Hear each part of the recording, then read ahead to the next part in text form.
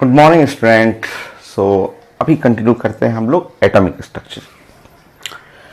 Atomic structure का ये 6 video है और इसमें हम लोग डिस्कस करेंगे रदरफोर्ड अल्फा स्कैटरिंग एक्सपेरिमेंट और उनका कैलकुलेशन। आज का टॉपिक है calculation for Rutherford alpha scattering experiment, जो कि 11th क्लास में भी है। 11th के स्टार्टिंग में एनसीईआरटी का सेकेंड टॉपिक और 12th क्लास के भी है। ये 11th क्लास का स्टार्टिंग और 12th क्लास का लास्ट में जब आप फिजिक्स में पढ़ेंगे 12 में फिजिक्स में, तो वहाँ भी ये टॉपिक आता है। एटम, न्यूक्लियस और रेडिएशन, ये सब सारे जितने भी एटॉमिक स्ट्रक्चर के टॉपिक हैं वो सारे फिजिक्स में भी हैं।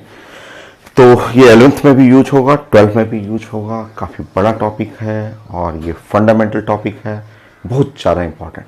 मैक्सिमम क्वेश्चन यहाँ से पूछा जाता है नीट एग्जाम के लिए, आईटी मेन, आईटी एडवांस और आपके 11th के लिए भी, और 12th का जो बोर्ड एग्जाम होगा उसके लिए भी बहुत ज़्यादा इंपॉर्टेंट।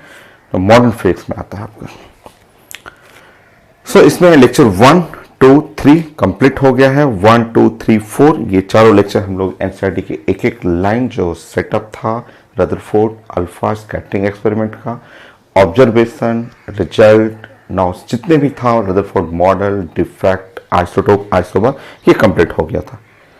लास्ट क्लास हम लोग लेक्चर 5 डिस्कस कर रहे थे, जिसमें कैलकुलेशन ऑफ रदरफोर्ड में आपने रेडियस ऑफ न्यूक्लियस बना लिया था, डेंसिटी ऑफ न्यूक्लियस आपने कंप्लीट कर लिया था। उससे खूब अच्छे अच्छे क्वेश्चन, एम्स का क्वेश्चन, आईटी मेन का, आईटी एडवांस का, वो भी हम लोग डिस्कस कर चुके हैं। ठीक है, तो काफ़ी क्वेश्चन आता है। Now nucleus, discovery of nucleus, Rutherford alpha scattering experiment से।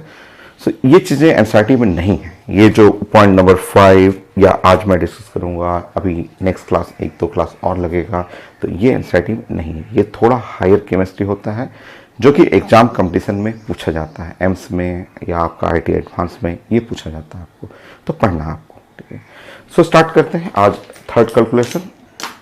और थर्ड कैलकुलेशन में मैंने वहाँ पे एक नाम लिखा है न्यूक्लियर फोर्स।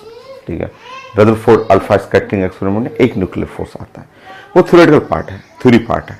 अच्छा, ये फोर्स कहाँ से स्टार्ट हुआ, कैसे ये फोर्स लगता है, वो सब हम लोग डिस्कस करते हैं।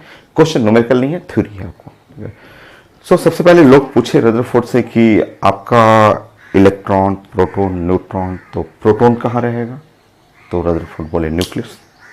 ठीक है, जस्ट समझेंगे आप, लिखना नहीं है, मैं अभी डिस्कस करूँगा।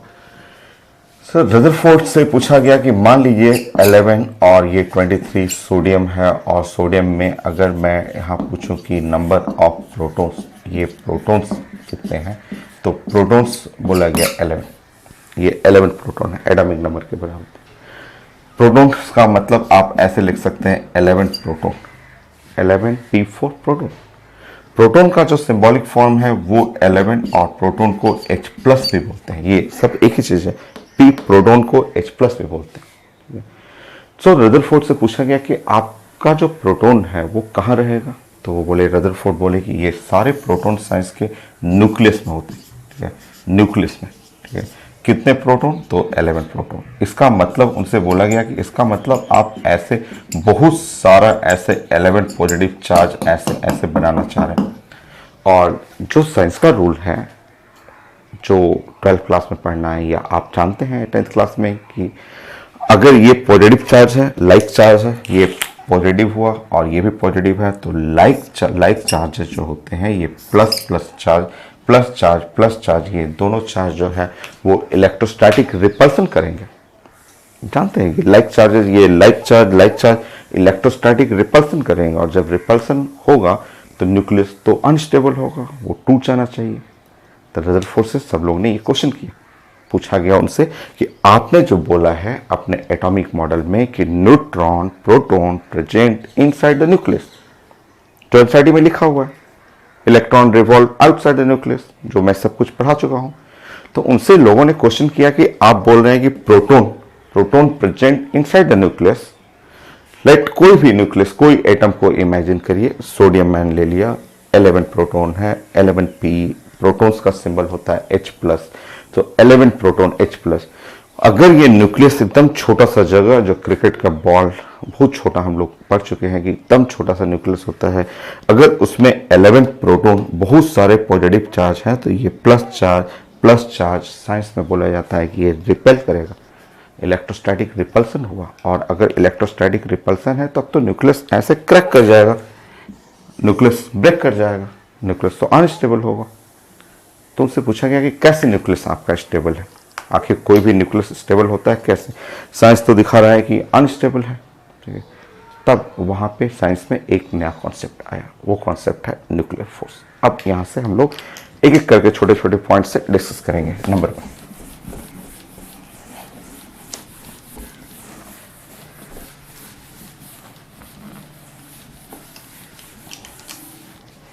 अच्छा मैं बता दूं आपको, ये पहले कि न्यूक्लियस में ये प्रॉब्लम हुआ, सब साइंटिस्ट लोग पूछे उनसे कि भाई H+ है ये, और ये भी H+ है, सॉरी H+ है, और ये प्रोटॉन हुआ और 2 प्रोटॉन लाइक चार्जेज हैं, लाइक चार्जेज के बीच में, और ये न्यूक्लियस है, यहाँ पे ये न्यूक्लियस हो, ठीक है। सो इन लाइक चार्जेज में जो साइंस में आप भी पढ़े हुए हैं, आप भी 10th क्लास में पढ़े हुए हैं कि ये इलेक्ट्रोस्टैटिक फोर्स ऑफ रिपल्सन, और रिपल्सन के चलते ये न्यूक्लियस ब्रेक कर जाना चाहिए। तब यहाँ पे नया साइंस में कॉन्सेप्ट आया कि नहीं, ये इलेक्ट्रोस्टैटिक फोर्स लगता है बट उससे पावरफुल न्यूक्लियस के अंदर जो है वो एक नया फोर्स इंट्रोड्यूस किया गया, और ये फोर्स बना न्यूक्लियर फोर्स। ये न्यूक्लियर फोर्स बना कि वो न्यूक्लियर फोर्स जो है वो प्रोटॉन जो लाइक चार्ज है, भले ही पॉजिटिव चार्ज है, ये भी पॉजिटिव है, ये भी पॉजिटिव है, बट इनके बीच में एक और फोर्स लीड करता है, और वो फोर्स है न्यूक्लियर फोर्स। उसका कई प्रॉपर्टी है, थ्योरेटिकल पार्ट है। Nuclear force the strongest force in nature. जितना भी आप 9th में, 10th में, 11th, 12th में जो भी फोर्स पढ़े, electrostatic force, Coulombic force, gravitational force, spring force, friction force, viscous force, जो भी आप जानते हैं साइंस में, उस पूरे साइंस में सबसे नंबर 1 पे लीड करने वाला फोर्स ये है न्यूक्लियर फोर्स। सबसे स्ट्रॉन्गर फोर्स न्यूक्लियर फोर्स, ये सबसे पावरफुल फोर्स है, और ये सिर्फ लगेगा इनसाइड द न्यूक्लियस के अंदर लगता है ये nuclear force. Charge independent force बोलते हैं इसको, वो मैं डिस्कस कर दूंगा। शॉर्ट रेंज फोर्स बोलते हैं कि बहुत छोटा रेंज है, वो रेंज इसी के अंदर, बस न्यूक्लियस के अंदर लगता है, न्यूक्लियस के बाहर नहीं काम करता आपका। स्ट्रॉन्गेस्ट फोर्स इन नेचर में जो आप जानते हैं, जितना टाइप का फोर्स पड़े हुए हैं, उसमें नंबर 1 पे सबसे लीड करने वाला ये न्यूक्लियर फोर्स है। इससे पावरफुल फोर्स होता ही नहीं। तो यही चीजें हमें डिस्कस करना है, थ्योरेटिकल पार्ट है, यहाँ थ्योरी है। सो न्यूक्लियस में जैसे जैसे प्रॉब्लम हुआ, उसका सोल्यूशन सामने आना शुरू हुआ कि प्रोटॉन रिपल्सन करते हैं, बट बाद में साइंस में पता चला कि ये जो फोर्स है much stronger than the repulsive force, electrostatic repulsion से बहुत ज़्यादा स्ट्रॉन्गर होता है। सो आप नोट करेंगे, अब एक एक करके पॉइंट हम लोग नोट करते हैं।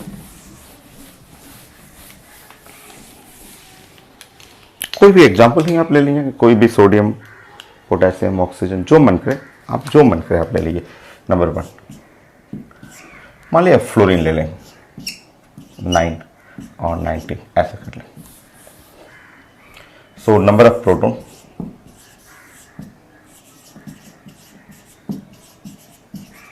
प्रोटॉन्स में यहाँ 9 हो गया, आप इसको लिख सकते हैं 9 प्रोटॉन, या आप इसको लिख सकते हैं 9 प्रोटॉन का मतलब होता है H+। ये प्रोटॉन का सिंबॉलिक फॉर्म है। हाइड्रोजन न्यूक्लियस वो प्रोटॉन को ही प्रेजेंट करते हैं H+ में। आप नोट कर लेंगे नंबर ऑफ न्यूट्रॉन,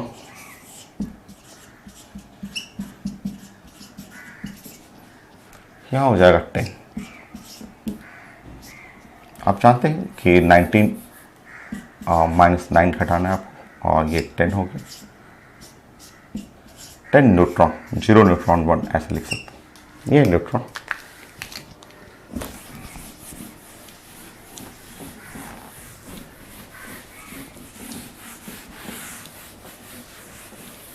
और आप न्यूक्लियस बना के दिखा देंगे। यहाँ पे यहाँ बोलेंगे कि न्यूक्लियस,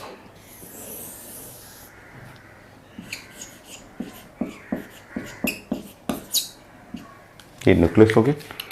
सो न्यूक्लियस के अंदर आप लिख सकते हैं कि 9 प्रोटॉन, 10 न्यूट्रॉन, यहाँ पे है 9 प्रोटॉन हुआ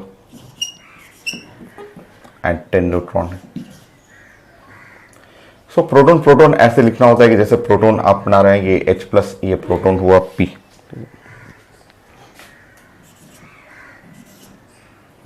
ऐसे बना लें, बहुत सारा आप ऐसे डॉट डॉट डॉट डॉट ऐसे कर लें, ठीक है, इस तरह से आप कर लीजिए, ठीक है। सो प्रोटॉन का मतलब हुआ यहाँ पे H प्लस, और यहाँ पे भी आप नोट कर लेंगे H प्लस, ऐसा, ये H प्लस हुआ, ये प्रोटॉन हुआ आपका। सो इनके बीच में दो फोर्स आपको दिखाना है। एक फोर्स तो है इलेक्ट्रोस्टैटिक फोर्स, ये फोर्स जो आप जानते हैं कि यहाँ पे जो है वो इलेक्ट्रोस्टैटिक फोर्स,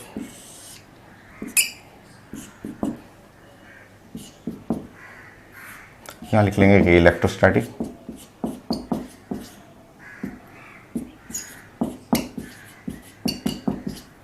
या कूलॉम्बिक फोर्स आप लिख सकते हैं। और इनके अंदर, ये न्यूक्लियस के अंदर जो है वो प्रोटॉन जो है वो न्यूक्लियस के अंदर जो बहुत पावरफुल फोर्स लगता है, और यही फोर्स न्यूक्लियर फोर्स होगी। एफ कर लेंगे, ये न्यूक्लियर फोर्स है, रेड कलर जो लिख रहा है न्यूक्लियर।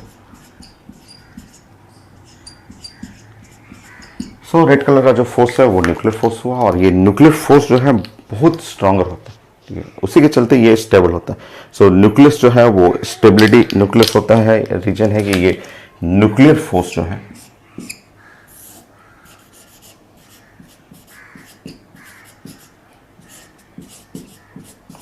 जो आप एफ टेस्ट लिखें वो much greater than the electrostatic force. Electrostatic या कूलॉम्बिक force,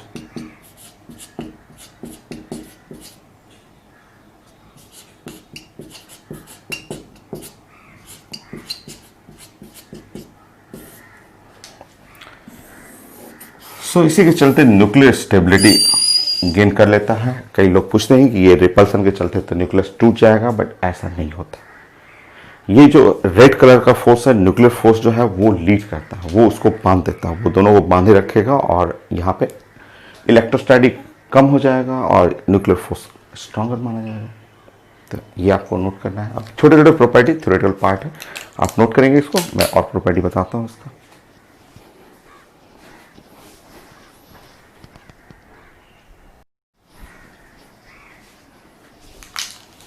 so next point, second point हम लोग नोट करेंगे यहाँ पे।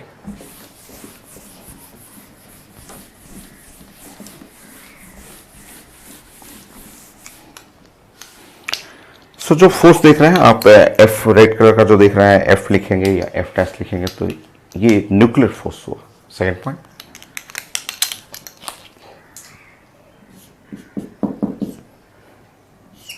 सोचो आपने एफ डैश, ये अंदर में आपने देखा है एफ डैश, या एफ भी लिख सकते हैं, तो जो लिखना हो आपका एफ, यहाँ पे न्यूक्लियर फोर्स है।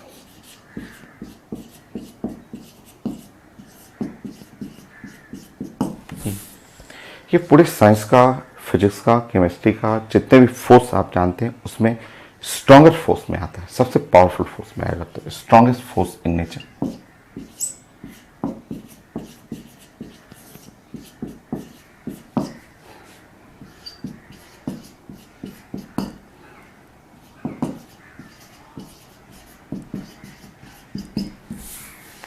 नेक्स्ट, ये फोर्स होता है चार्ज इंडिपेंडेंट फोर्स, चार्ज पे डिपेंड नहीं करता है। ये प्रोटॉन में भी लगता है, प्रोटॉन और न्यूट्रॉन में भी लगता है, न्यूट्रॉन में भी लगता है, वो मैं डिस्कस कर दूंगा। तो यहां लिख देंगे charge independent force.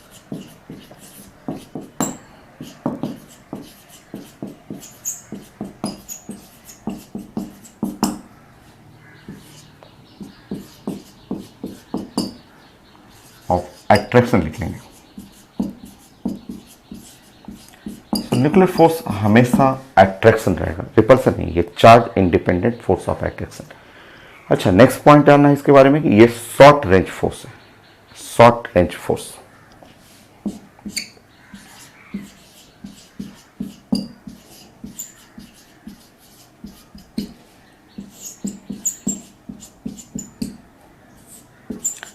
so act within nucleus,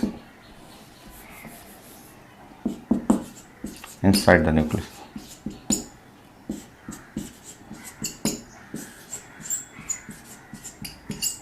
सो न्यूक्लियस के अंदर ये काम करेगा, सिर्फ न्यूक्लियस के अंदर में। ये शॉर्ट रेंज फोर्स है, और रेंज क्या है वो मैं डिस्कस कर देता हूँ। सो ये आप न्यूक्लियर फोर्स के बारे में जानना था कि न्यूक्लियर फोर्स जो है स्ट्रॉन्गेस्ट फोर्स, जो भी साइंस में, फिजिक्स में, केमिस्ट्री में, gravitational force, electrostatic force, spring force, normal force, weight force, friction force, viscous force, elastic force, जितना भी टाइप ऑफ फोर्स जानते हैं उसमें लीड करेगा नंबर 1 पे यही है, strongest force in nature.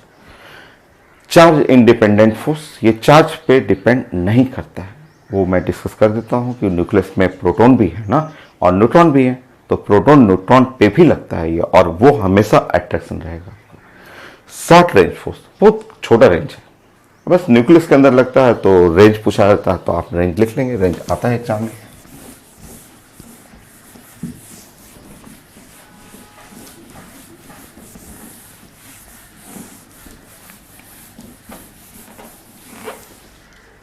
Third point note करेंगे आपको, शॉर्ट रेंज फोर्स।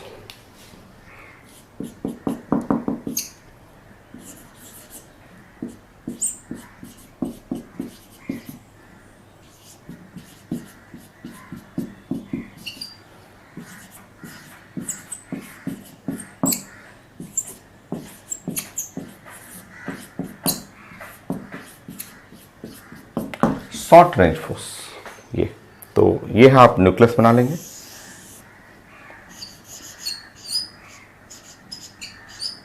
सो न्यूक्लियस का बस ये जो रेंज है न्यूक्लियस का, इसी के बीच में न्यूक्लियर फोर्स लगेगा। तो आप लिख सकते हैं, एग्जाम में आता है कि बताइए range of nuclear force, range of nuclear force पूछा गया है, बहुत सारे एग्जाम में आता है कि रेंज, न्यूक्लियर फोर्स का रेंज क्या है, तो रेडियस ऑफ न्यूक्लियस आप बोल देंगे कि इसका रेंज क्या होगा आपका, नियरली 10⁻⁻15 आप मीटर कर लेंगे, बोलेंगे कि ये है रेंज। आंसर में ये नहीं रहेगा तो आप तुरंत ऐसे कर लेंगे, 10⁻⁻13 कर लेंगे सेंटीमीटर, बोलेंगे ये है रेंज न्यूक्लियर फोर्स का। नाउ 10⁻⁻30 सेंटीमीटर को 1 फर्मी बोलते हैं, आप बोलेंगे 1 फर्मी है।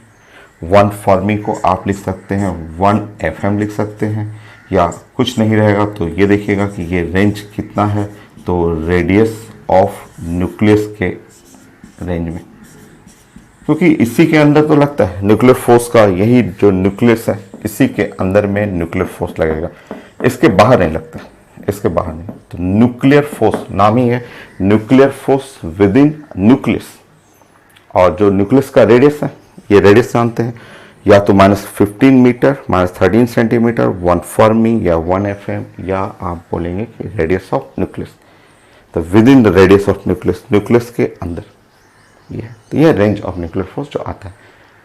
तो थ्योरी है, थ्योरेटिकल पार्ट है। नाउ नेक्स्ट स्ट्रॉन्गेस्ट फोर्स मैंने बता दिया, चार्ज इंडिपेंडेंट बता देता हूं आपको।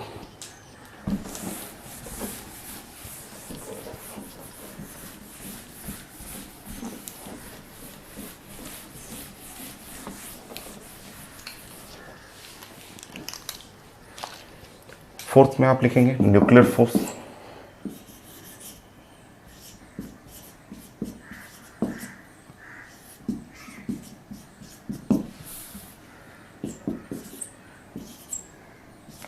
चार्ज इंडिपेंडेंट फोर्स,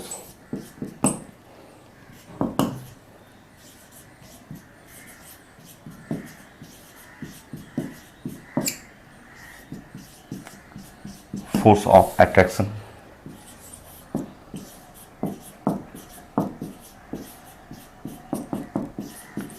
सो न्यूक्लियर फोर्स जो होता है वो चार्ज इंडिपेंडेंट, चार्ज पे डिपेंड नहीं करता, और फोर्स ऑफ अट्रैक्शन, ये अट्रैक्शन फोर्स है। जैसे अगर मैं ये सिंबॉलिक फॉर्म करूं या ऐसे लिखूं, तो ये आप जानते हैं कि प्रोटॉन, n, या ऐसे 0 न्यूट्रॉन 1 करें हम लोग, तो इसको हम लोग बोलते हैं न्यूट्रॉन। सो प्रोटॉन हो गया और न्यूट्रॉन हो गया, और अब देखेंगे आप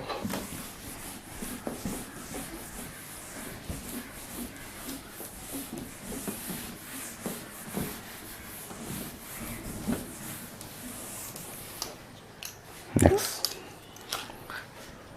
ये है न्यूक्लियस। अब देखिए न्यूक्लियस हो, सो न्यूक्लियस में देखिए आपका ये प्रोटॉन है और यहां भी प्रोटॉन है, प्रोटॉन प्रोटॉन। ठीक है। आप एक प्रोटॉन यहाँ बना लेंगे और एक न्यूट्रॉन बना लेंगे, और यहाँ पे एक न्यूट्रॉन बना लेंगे और यहाँ न्यूट्रॉन बना लेंगे कि न्यूक्लियस है, न्यूक्लियस के अंदर प्रोटॉन भी है और न्यूट्रॉन भी है। तो न्यूक्लियर फोर्स जो लगता है ना वो चार्ज पे डिपेंड नहीं करता है। यहाँ पे आप न्यूक्लियर फोर्स ऐसे लिखेंगे कि ये जो फोर्स देख रहे हैं यहाँ पे और यहाँ पे, ये जो है न्यूक्लियर फोर्स हुआ। So force between proton and proton, nuclear force. यहाँ ऐसे बना लेंगे और ऐसे कर लेंगे और बोलेंगे फोर्स बिटवीन अ प्रोटॉन और न्यूट्रॉन, ये न्यूक्लियर फोर्स है। ये ऐसे बना लें, ऐसे कर लें, और force between a neutron and neutron, ये न्यूक्लियर फोर्स है। तो न्यूक्लियर फोर्स जो है वो चार्ज इंडिपेंडेंट, वो चार्ज पे नहीं डिपेंड करता है। न्यूट्रॉन न्यूट्रल है फिर भी लगेगा, फिर भी न्यूक्लियस के अंदर है तो न्यूक्लियर फोर्स लगेगा। ये एक पॉजिटिव चार्ज है, यहाँ चार्ज 0 होता है फिर भी लग रहा है। लाइक चार्ज पॉजिटिव फिर भी लगता है। सो न्यूक्लियर फोर्स चार्ज इंडिपेंडेंट है। तो ये सब छोटे छोटे पॉइंट हैं जो पूछे जाते हैं पेपर में, तो आप यहाँ पे नोट कर लेंगे। तो यहाँ पे लिख लेंगे force between a proton, force between a proton neutron, और फोर्स बिटवीन न्यूट्रॉन। तीनों न्यूक्लियर फोर्स ही हैं।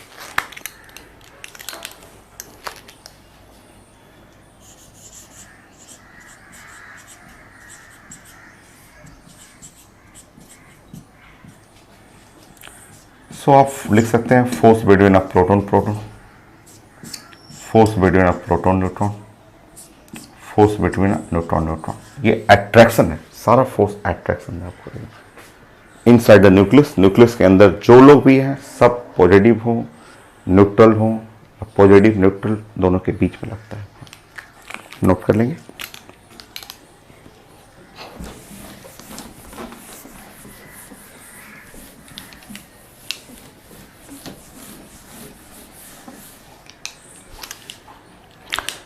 तीनों बराबर नहीं है, ये नहीं कि तीनों फोर्स बराबर है, सब थोड़ा मोड़ा डिफरेंट होता है, थोड़ा मोड़ा इनमें मैग्नीट्यूड में डिफरेंस रहेगा, बट ये बराबर नहीं है।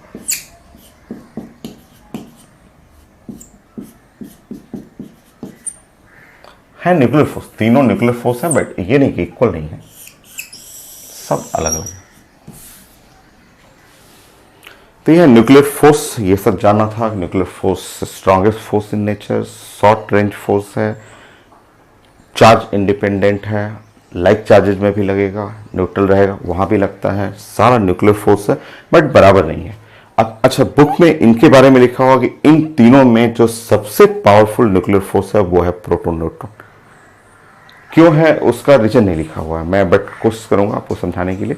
तो आप लिख लेंगे कि strongest nuclear force,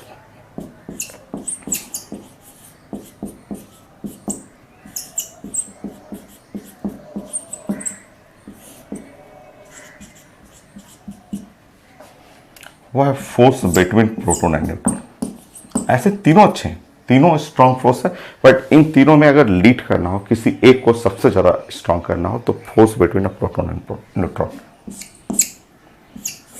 so nuclear force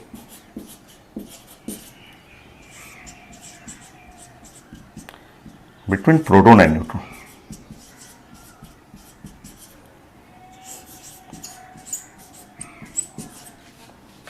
and neutron.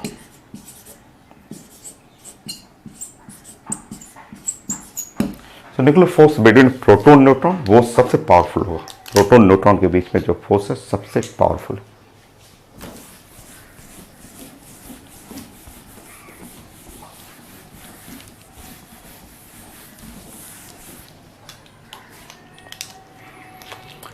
Next point. अच्छा, इसका कोई लॉजिक नहीं है, कहीं लिखा नहीं है, बस एक थ्योरेटिकल एक जगह मिला मुझे कि इसको सर्च कर रहा था कि क्यों लिखा हुआ है कि ये सबसे ज़्यादा पावरफुल प्रोटॉन न्यूट्रॉन के बीच में है। तो एक छोटा सा लॉजिक देखा, ठीक है, क्योंकि थ्योरेटिकल है, थ्योरी पार्ट है आपका। सो देखिए उसमें क्या लॉजिक था, ठीक है। आप सोचिए, वो लोग बोले कि आप इमेजिन करिए कि कोई ऐसा न्यूक्लियस खोजे, तो ठीक है, आप इमेजिन करिए कि एक न्यूक्लियस खोजना है, ठीक है, जिसके अंदर न्यूक्लियस कंटेंट, ठीक है, ऐसे खोजें न्यूक्लियस कंटेंट ओनली 2 प्रोटॉन्स। कोई ऐसा न्यूक्लियस खोजने की कोशिश कीजिए कि जिसके अंदर सिर्फ 2 प्रोटॉन, ओनली 2 प्रोटॉन, तो क्लास में मैं पूछता हूँ स्टूडेंट लोग से कि आप ऐसा न्यूक्लियस इमेजिन करिए, पूरे पीरियोडिक टेबल में एटम इमेजिन करिए कि जिसमें ओनली 2 प्रोटॉन, ओनली 2 प्रोटॉन, और कुछ नहीं होना चाहिए। तो कई लोग क्लास में बोलते हैं कि सर हीलियम ले लीजिए। सर क्लास में आंसर आता है, हमेशा बच्चे लोग बोलते हैं कि हीलियम ले लीजिए। तो मैं समझाता हूँ कि नहीं, हीलियम में आप देखेंगे तो 2 प्रोटॉन है और 2 न्यूट्रॉन है। इसके न्यूक्लियस में 2 प्रोटॉन आ गया, 2 न्यूट्रॉन हुआ। जबकि मैंने पूछा है कि आप ऐसा न्यूक्लियस बताएं जिसके अंदर ओनली 2 प्रोटॉन हो, ठीक है, सिर्फ 2 प्रोटॉन हो। सो आप सर्च करेंगे और ऐसा न्यूक्लियस साइंस में नहीं मिलेगा। आप खोज के देख लेंगे, नहीं मिलेगा, कहीं नहीं मिलेगा आपको, ठीक है। नेक्स्ट, आप ऐसा न्यूक्लियस सर्च करें, ठीक है, ऐसा न्यूक्लियस सर्च करें जिसके अंदर जो nucleus contain only 1 proton and 1 neutron. ऐसा न्यूक्लियस खोजें साइंस में कि 1 प्रोटॉन और 1 न्यूट्रॉन मिले। ऐसा न्यूक्लियस इमेजिन करिए आप भी कि सिर्फ 1 प्रोटॉन और 1 न्यूट्रॉन मिले। तो ऐसा न्यूक्लियस मिल जाएगा, आपके क्लास में पढ़ा हुआ है, लेक्चर 4 एनसीईआरटी का। ड्यूट्रॉन, हाइड्रोजन का second isotope, 1d2, 1d2 deuteron. Deuterium भी आप बोल सकते हैं, ड्यूट्रॉन, ड्यूटेरियम है, D 1d2 isotope of hydrogen, second isotope of hydrogen. Isotope of hydrogen में था प्रोटियम, ड्यूटेरियम, ट्राइटियम। सो उसमें सेकेंड आइसोटोप आप चेक करेंगे तो प्रोटॉन, इसके अंदर प्रोटॉन जो आ गया वो 1, न्यूट्रॉन 1। तो 1 प्रोटॉन 1 न्यूट्रॉन ये एग्जिस्ट करेगा, ये साइंस में एग्जिस्ट करेगा, ठीक है। और आप ऐसे इमेजिन करें, ऐसे न्यूक्लियस खोज के देख लें, ऐसा न्यूक्लियस इमेजिन करके देख लें या सर्च करके देख लें कि जिसके अंदर ओनली 2 न्यूट्रॉन, ठीक है। आप खोज लीजिए साइंस में कि न्यूक्लियस कंटेन ओनली 2 न्यूट्रॉन। आप खोज के देख लेंगे, ऐसा कोई न्यूक्लियस नहीं मिलेगा, कहीं न्यूक्लियस नहीं मिलेगा जिसमें सिर्फ 2 न्यूट्रॉन। बस यहीं से लॉजिक बन गया, यहीं से साइंस में बोला गया कि इसका मतलब ये लग रहा है, ये स्टेबल है तो ये स्टेबल है। तो इससे पता चला कि लग रहा है कि साइंस में force between a proton neutron और force between a proton neutron ये सबसे पावरफुल फोर्स है, क्योंकि ये स्टेबल मिल जाता है। न्यूट्रॉन प्रोटॉन के बीच में जो न्यूक्लियर फोर्स है लग रहा है कि बहुत पावरफुल है, इसलिए वो स्टेबल मिलेगा। जबकि ये साइंस में कहीं नहीं मिलेगा, पूरा पीरियोडिक टेबल में ओनली 2 प्रोटॉन, ओनली 2 न्यूट्रॉन्स नहीं मिलता, ये मिल जाएगा। यहीं से लॉजिक बना कि लग रहा है साइंस में कि फोर्स बिटवीन प्रोटॉन न्यूट्रॉन जो है ये सबसे पावरफुल स्ट्रॉन्गेस्ट न्यूक्लियर फोर्स बन गया। क्योंकि अगर ये स्ट्रांग रहता तो ये एक्सिस्ट करता, ये स्ट्रांग रहता तो ये, बट सबसे पावरफुल उन तीनों में ये वाला है जो कि नेचर में मिल जाएगा, सेकेंड आइसोटोप्स ऑफ हाइड्रोजन। सो यही एक लॉजिक था इसमें कि न्यूक्लियर फोर्स में सबसे पावरफुल प्रोटॉन और न्यूट्रॉन में, और ये बाद में सही निकला। जब आप आगे 12 में रेडियो एक्टिविटी पढ़ेंगे तो एकदम सही कॉन्सेप्ट है ये। तो आप लिख लेंगे कि यही छोटा सा एक लॉजिक था कि स्ट्रॉन्गेस्ट न्यूक्लियर फोर्स।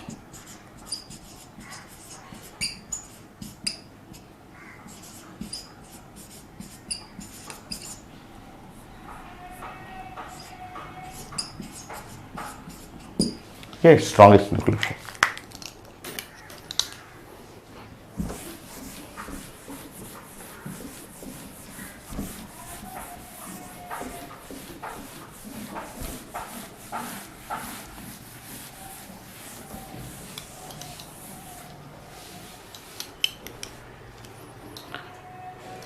फाइव हुआ और 6 छोटा मोटा एकदम छोटे छोटे थ्योरेटिकल पार्ट है, क्वेश्चन आते रहते हैं। तो 6 में ये nucleus,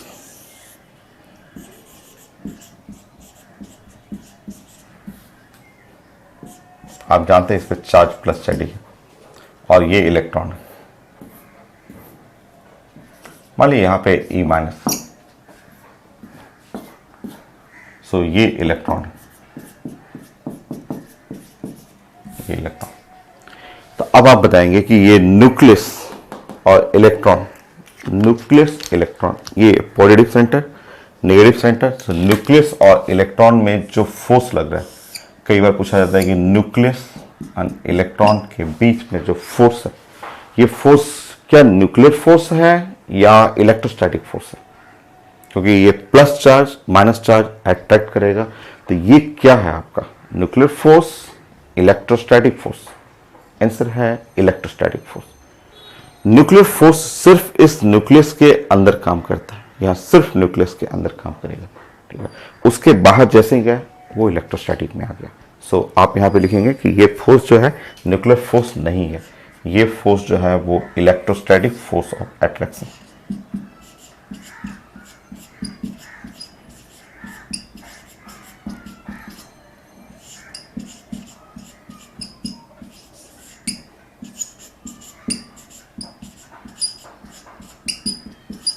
between nucleus and electron, nucleus and electron.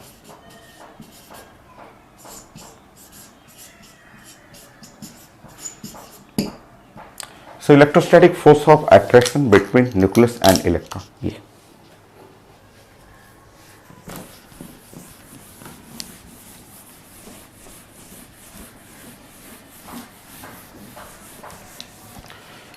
और मैं अगर यहाँ पे फिगर ऐसे बना दूं, मैं पूछूं कि ये है मेरे पास, यहाँ पे न्यूक्लियस में प्रोटॉन है, ठीक है, और प्रोटॉन और न्यूक्लियस में कैसा फोर्स लगेगा, तो आपको ये बोलना है कि ये जो फोर्स है, ये जो फोर्स देख रहे हैं, ये न्यूक्लियर फोर्स हो।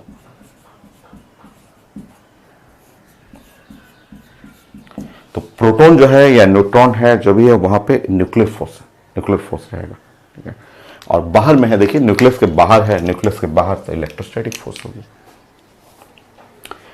तो इसमें जो भी क्वेश्चन है थ्योरेटिकल क्वेश्चन है, छोटे छोटे क्वेश्चन आपको स्टडी करना है। सो नेक्स्ट एक छोटा सा क्वेश्चन आप बताएंगे।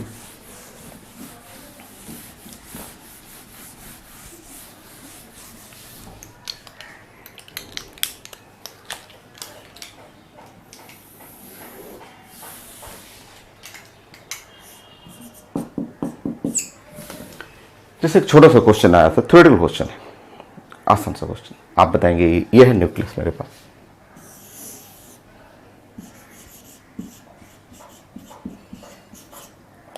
प्लस जेड है, ये बाहर में मान लीजिए ये इलेक्ट्रोस्टैटिक इलेक्ट्रॉन जो है, ठीक है, ऐसे। यहां मैं दिखा दे रहा हूं, एक प्रोटॉन दिखा दे रहा हूं यहां पे, P4 प्रोटॉन, और ये प्रोटॉन हुआ, प्रोटॉन आप जानते हैं H+ वो, और वो इलेक्ट्रॉन है। अच्छा, एक क्वेश्चन, छोटा सा क्वेश्चन ये था, लॉजिक थ्योरेटिकल क्वेश्चन, कि ऐसा करना है कि मुझे इस प्रोटॉन को, ये प्रोटॉन को न्यूक्लियस से बाहर निकालना है, ठीक है, प्रोटॉन को बाहर निकालना है, स्किप करना है, जस्ट लाइक ग्रेविटेशन, जैसे उसको निकालना है, निकाल के बाहर एकदम एटम से बाहर फेंक देना है, ठीक है। सो इसके लिए लिखा हुआ था कि E1 क्या है? So energy required to remove proton from nucleus,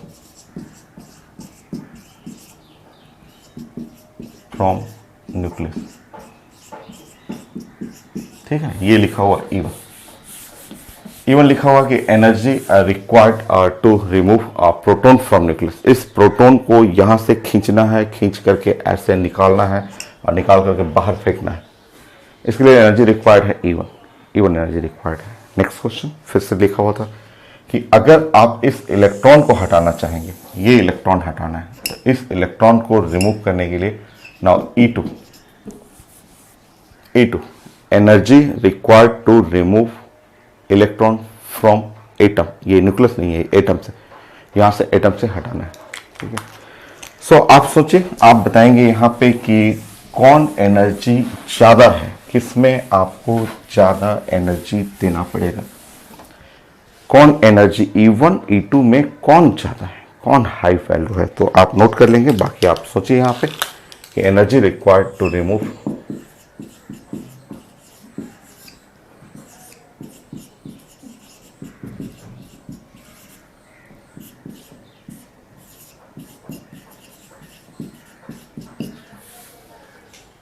and electron from nucleus, electron from atom, nucleus नहीं, एटम, एटम से बाहर निकालना। ये इलेक्ट्रॉन तो एटम में रहेगा ना, ये प्रोटॉन न्यूक्लियस के अंदर आता है। ठीक है, अब आपका आंसर चाहिए। अब यहां आपको बताना है कि ये जो एनर्जी है,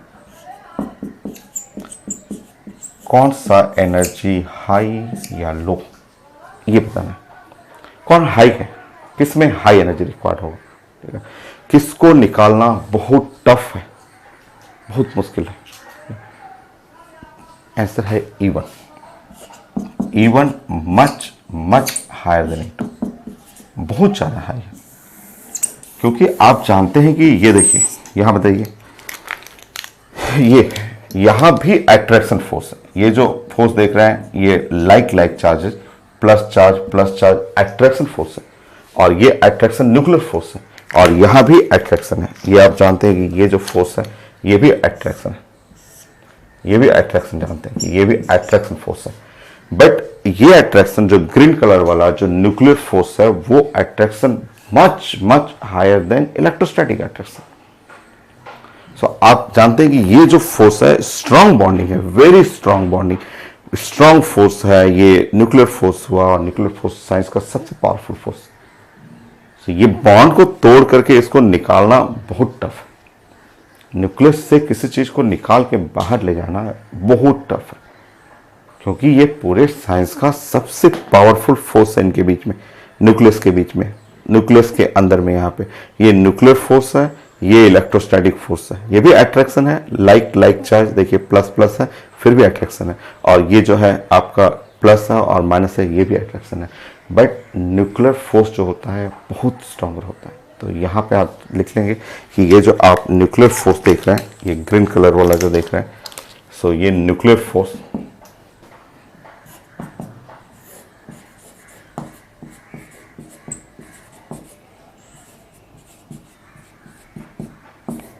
मच मच हायर देन, बहुत हाई है।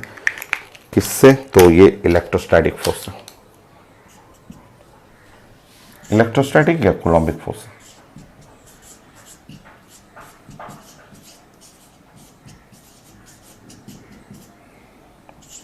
कोलॉम्बिक फोर्स भी लिख सकते हैं।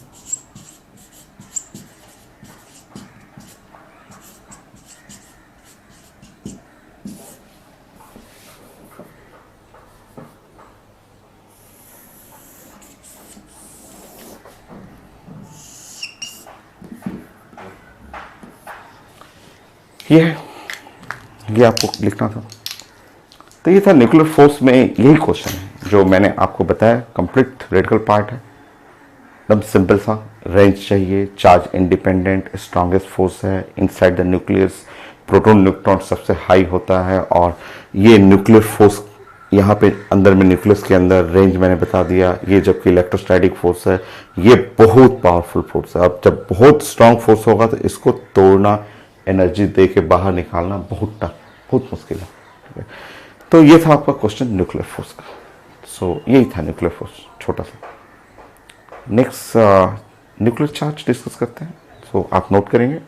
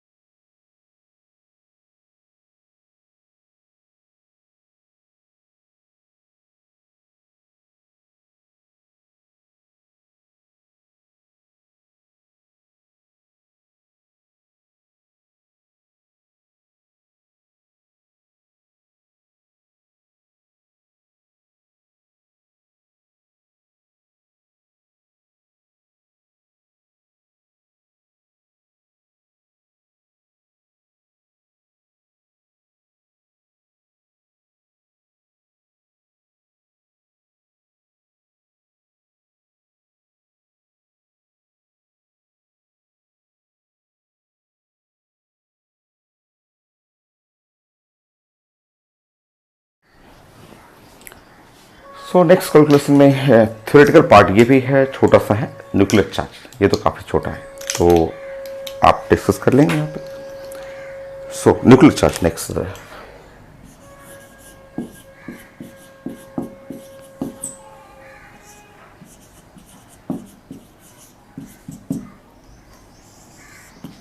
सो कैसे आया वो हम लोग डिस्कस कर सकते हैं। न्यूक्लियर चार्ज छोटा सा तो होता है, प्लस जेडी, चार्ज और न्यूक्लियस, तो पहले भी पढ़े हुए हैं, तो आप यहाँ पे बना लेंगे कि ये है न्यूक्लियस और इस पे चार्ज हम लोग लिखते हैं प्लस जेडी।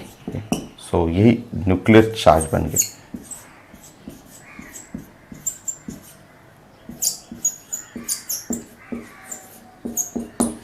सो न्यूक्लियर चार्ज जो हुआ वो प्लस और जेड और इंटू ई, प्लस जेड ही हुआ, जेड जहां पे एटॉमिक नंबर है।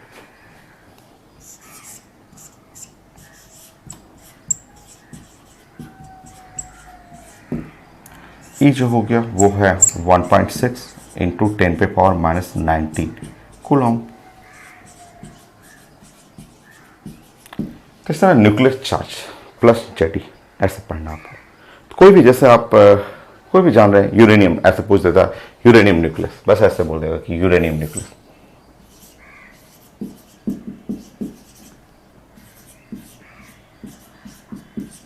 सो यूरेनियम न्यूक्लियस बस बोल देगा, छोटा सा आता है कभी कभी कि यूरेनियम न्यूक्लियस है, न्यूक्लियर चार्ज चाहिए। सो न्यूक्लियर चार्ज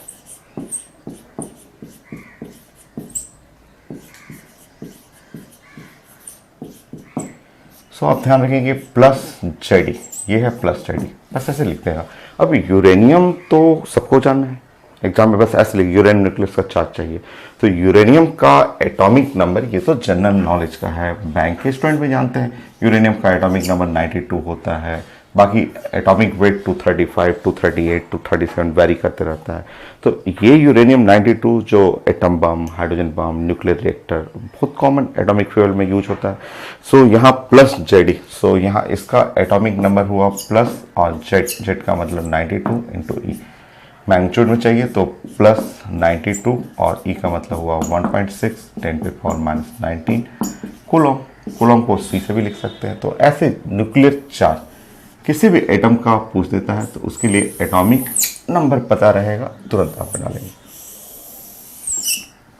कैसे आया है न्यूक्लियर चार्ज, वो तो बहुत ज़्यादा ही चीज, आप खुद बना सकते हैं।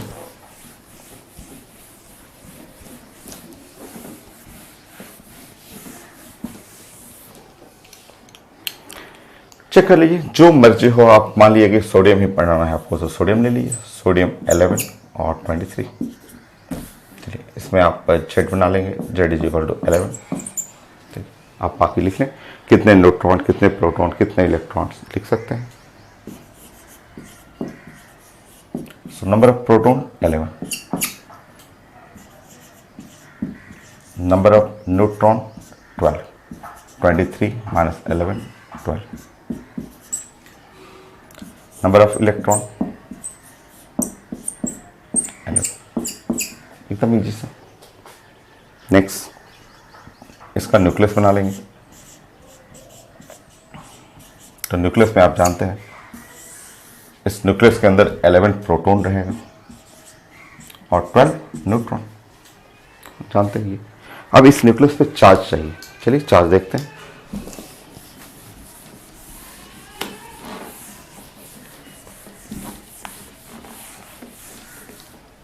नेक्स्ट चार्ज, तो इसी न्यूक्लियस के बारे में बात करेंगे, न्यूक्लियर चार्ज चाहिए।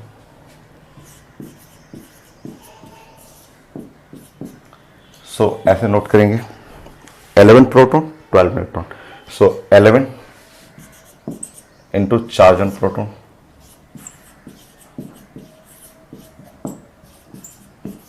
Plus 12 into charge on neutron.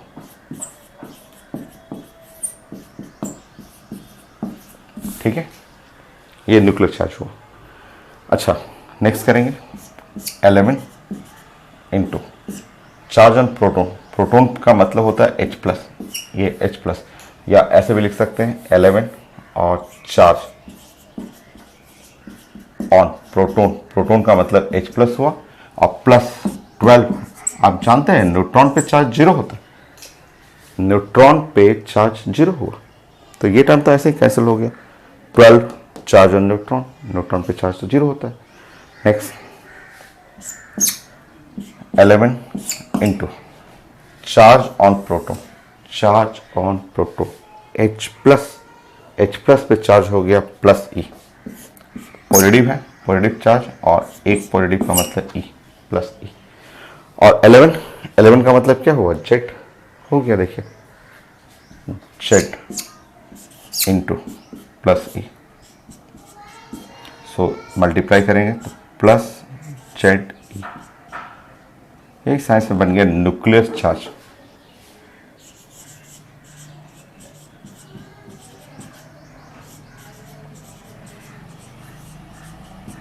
हो गया।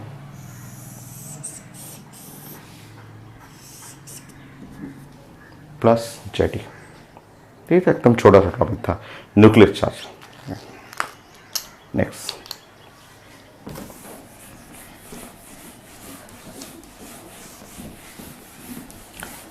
नाउ नेक्स्ट कैलकुलेशन बड़ा है, डिफिकल्ट भी है, ठीक है, कुछ न्यूमेरिकल आएंगे, खूब अच्छे अच्छे न्यूमेरिकल, ठीक है, बट टफ है, तो समझेंगे आप, एकदम स्लो मैं पढ़ाऊंगा, एक बार में डाउट नहीं होगा, क्लियर नहीं होगा तो फिर से आप वीडियो को फिर से दोबारा देखेंगे, 2 बार 3 बार देखते के समझते रहेंगे।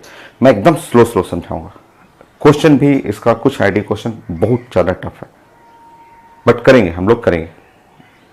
आपको जब भी प्रॉब्लम होगा वीडियो को आप दोबारा 3 बार 4 बार देख करके आप समझेंगे। सो नेक्स्ट पॉइंट है रदरफोर्ड का कि डिस्टेंस ऑफ क्लोजेस्ट अप्रोच, ये काफ़ी इंपॉर्टेंट है और थोड़ा टफ है।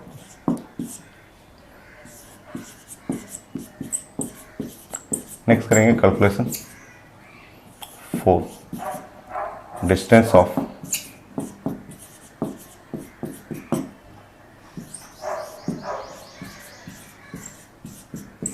Closest approach.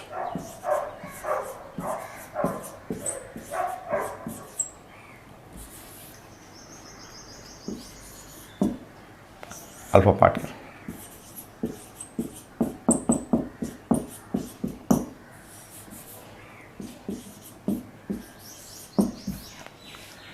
आप नोट करेंगे, मैं समझाता हूँ आपको कि ये क्या है, डिस्टेंस ऑफ क्लोजेस्ट अप्रोच कैसे डिफाइन करना है मैं बताता हूँ।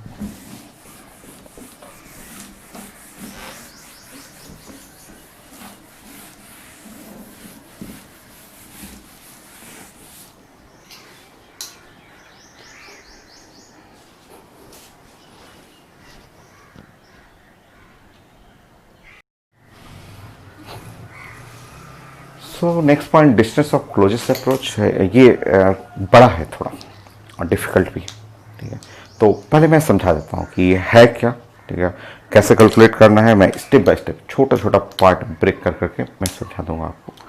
तो आप पहले समझेंगे कि है क्या ये डिस्टेंस ऑफ क्लोजेस्ट अप्रोच। तो रदरफोर्ड का जो मॉडल आप लिख रहे थे और ऑब्जर्वेशन नंबर 3 और उसका रिजल्ट उससे रिलेटेड है। देखिए हम लोग पढ़े थे कि ये एटम है, लिखिए मत, जस्ट समझिए ये क्या टॉपिक है वो पहले समझिए। ये एटम है, सेंटर पे एटम के सेंटर पे न्यूक्लियस है प्लस जेडी, ये न्यूक्लियस है, positive charge. Alpha scattering experiment, जो अल्फा स्कैटरिंग एक्सपेरिमेंट का लास्ट ऑब्जर्वेशन आपने ऐसे पढ़ा था कि आउट ऑफ 20,000 अल्फा पार्टिकल, और जो 20,000 में से सिर्फ एक अल्फा पार्टिकल है जो ऐसे गया और जा करके रिटर्न बैक कर गया, यहाँ से रिटर्न बैक किया।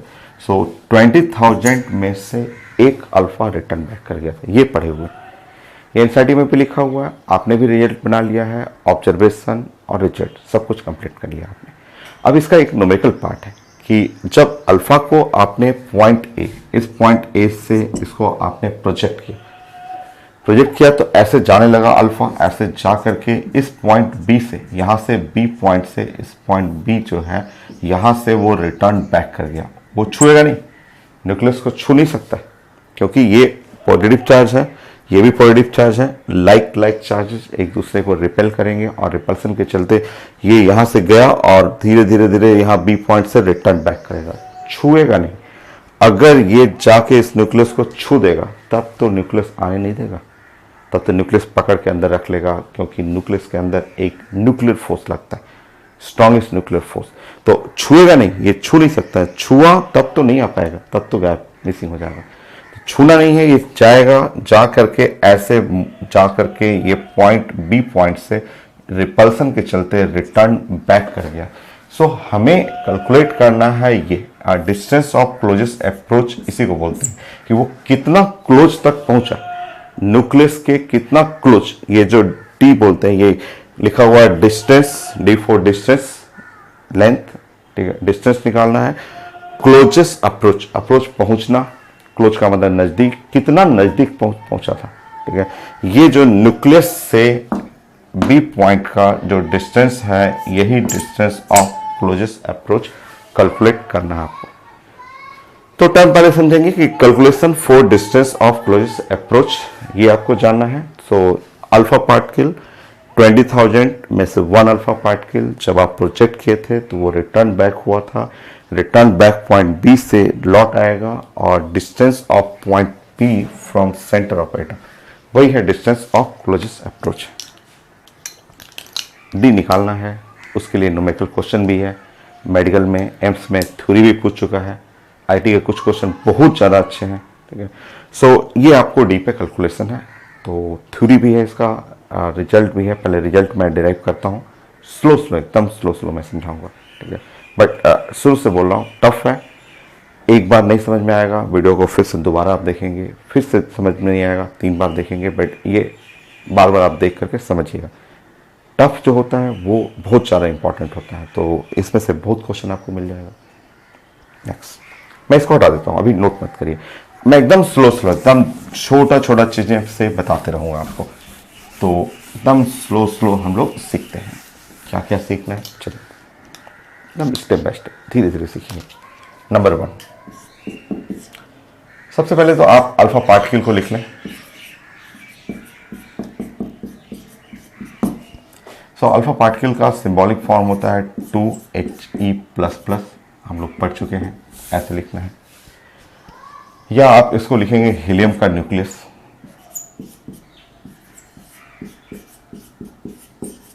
ये, या इसको आप लिखते हैं कि 2 प्रोटॉन और 2 न्यूट्रॉन का ये कॉम्बिनेशन है, ठीक है।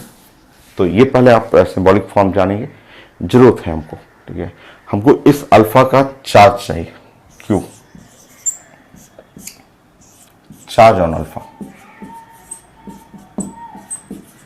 और एकदम सीखते रहेंगे, एकदम फंडामेंटल रिजल्ट को सीखते रहना है, ये कैसे कैसे मैं बना रहा हूं। एक तरीका होता है कि रिजल्ट मैं लिख दूं, या बुक में रहता है कि रट लीजिए, रटने से आईटी और एम्स का क्वेश्चन नहीं बनता है, वो लोग एकदम चेंज कर देंगे।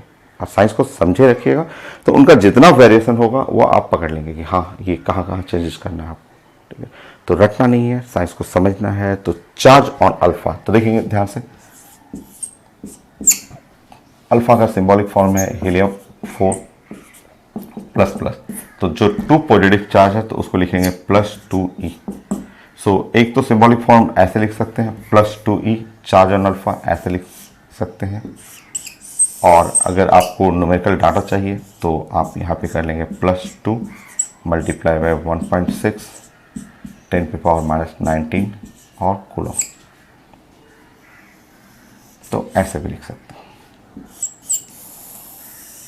ठीक है। चार्ज ऑन अल्फा, एम कर लेंगे मास ऑफ अल्फा,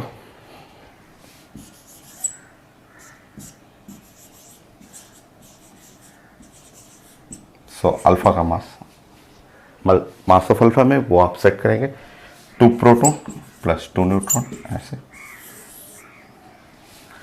सो आप जानते हैं कि mass of alpha 2 time mass of proton + 2 time mass of neutron, या इसको जोड़ेंगे तो 4 टाइम मास ऑफ प्रोटॉन, या आप न्यूमेरिकल डाटा चाहिए तो 4 मल्टीप्लाई में 1.66 इंटू 10⁻, जो भी 27 ले लेंगे तो 27 में किलोग्राम, 24 लेंगे तो ग्राम में लेंगे, तो आप नोट कर लेंगे, इसका जरूरत पड़ेगा हम लोग को। तो ये सारी चीज़ें पहले भी आप जानते हैं, आपके लिए कोई नया नहीं है, बट यहाँ इसके क्वेश्चन बनाने में इनका भी जरूरत पड़ेगा। नोट करिए।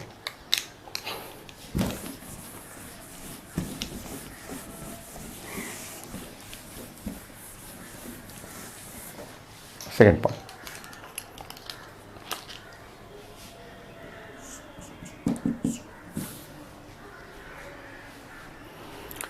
यहां कुछ नया नहीं है, ये तो पहले पढ़ा हुआ था।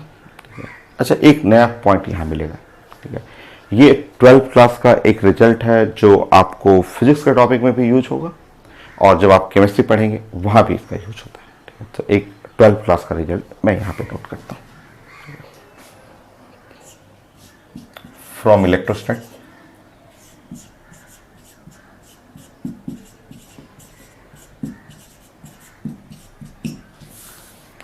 ये रिजल्ट एक 12th क्लास का है और आपको मैंने बताया है, रदरफोर्ड मॉडल में भी मैं बताया था, फिर से नोट करेंगे। नया रिजल्ट है, 12th क्लास का है। ठीक है, सो थोड़ा सा बड़ा है बट काफ़ी यूज होगा एटॉमिक स्ट्रक्चर में। 11th क्लास में भी काफ़ी यूज होता है, एनसीईआरटी में भी यूज किया जाता है।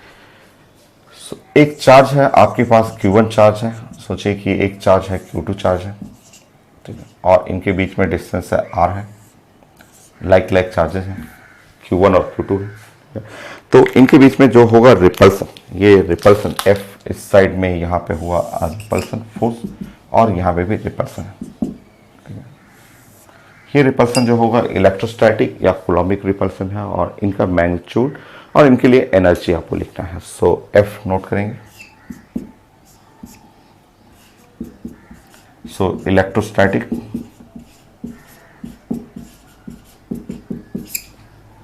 और कूलॉम्बिक रिपल्सन,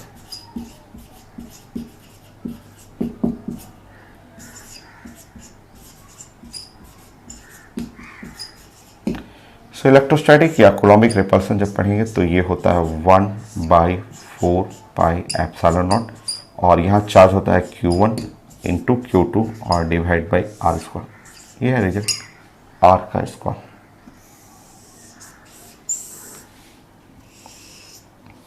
सो R स्क्वायर होता है। और अगर पोटेंशियल एनर्जी पढ़ेंगे यहाँ पे तो पोटेंशियल एनर्जी में सब कुछ सेम रहेगा, Q1 Q2 बाई R होता है, स्क्वायर की जगह सिर्फ R करना है। तो U करेंगे, U तो इलेक्ट्रोस्टैटिक पोटेंशियल एनर्जी, तो यहाँ लिखेंगे 1/4 पाई एप्सिलॉन नॉट और यहाँ लिखना है Q1 Q2 और नीचे में लिखना है R।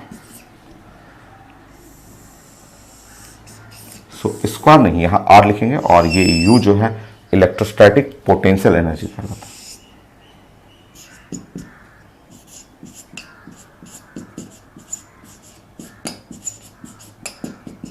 पोटेंशियल एनर्जी,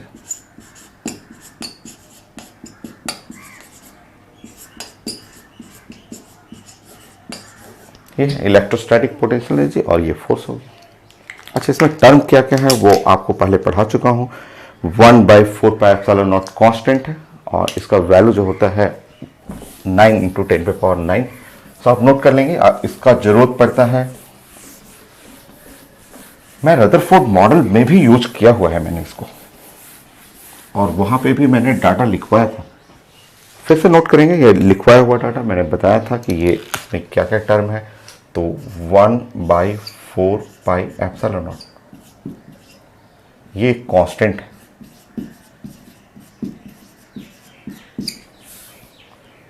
इसका वैल्यू होता है 9 इंटू 10⁹।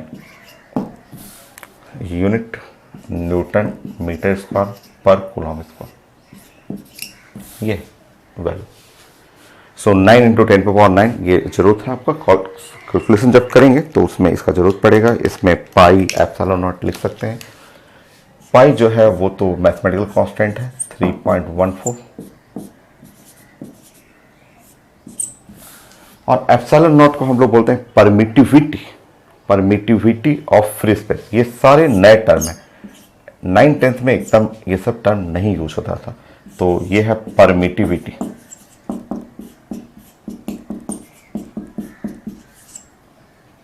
Of free space.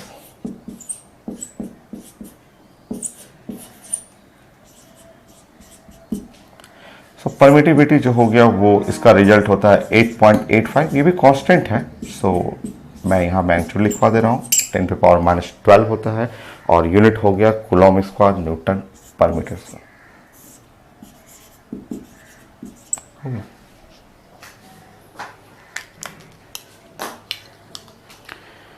तो ये इलेक्ट्रोस्टैट का रिजल्ट है जो आपको ज़रूरत पड़ेगा इस कैलकुलेशन के लिए। तो जो चीज़ मुझे पहले ज़रूरत है वो स्टेप बाय स्टेप पहले लिखते जा रहा हूँ। तो charge and mass for alpha, electrostat का रिजल्ट, लाइक चार्जेस जो है रिपेल करेंगे, फोर्स हो गया 1/4πε0 Q1 Q2 by R square, और potential energy 1/4πε0 Q1 Q2 by R. यहाँ आर स्क्वायर है, यहाँ सिर्फ आर। 4πε0 कांस्टेंट रहेगा, वो कांस्टेंट का वैल्यू हो गया, यूनिट हुआ। नाउ पाई कांस्टेंट है और एप्सिलॉन नॉट भी कांस्टेंट होता है। नेक्स्ट थर्ड पॉइंट,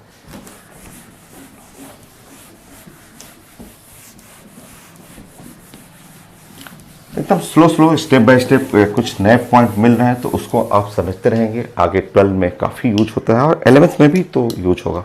खूब सारे इसमें एप्लीकेशन है इलेक्ट्रोस्टैटिक या कूलॉमिक फोर्स का। थर्ड पॉइंट,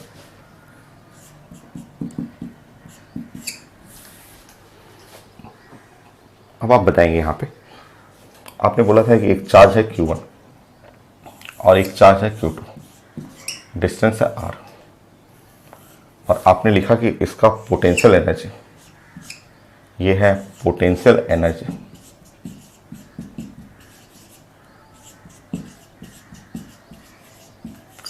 वो पोटेंशियल एनर्जी आपने बोला कि इसका रिजल्ट होता है 1/4πε0। यहाँ चार्ज होता है Q1 और Q2 होता है, और पोटेंशियल एनर्जी में R होता है। आपने अभी डिस्कस किया, अभी आपने बताया R होता है। ठीक, अब आप मुझे यहाँ पे बताएंगे जो आपने यहाँ पढ़ा हुआ है उसी के बारे में यहाँ बताएंगे। मेरे पास अल्फा है, ठीक है, और यहाँ एक न्यूक्लियस है।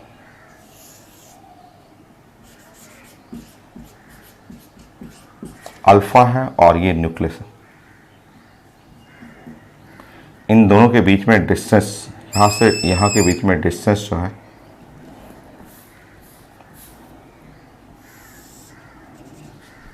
सेंटर टू सेंटर डिस्टेंस जो है वो डी है। सो न्यूक्लियस, एक न्यूक्लियस है और एक अल्फा पार्टिकल है, दोनों के बीच में डिस्टेंस डी है। सो मुझे अभी यहाँ पे electrostatic potential energy, simple potential energy कर लीजिए।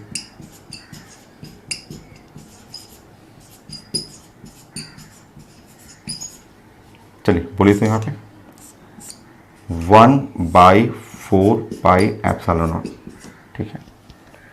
नाउ यहाँ पे नीचे में थोड़ा डी आएगा, और Q1 Q2 देखिए आप यहाँ पे समझिए।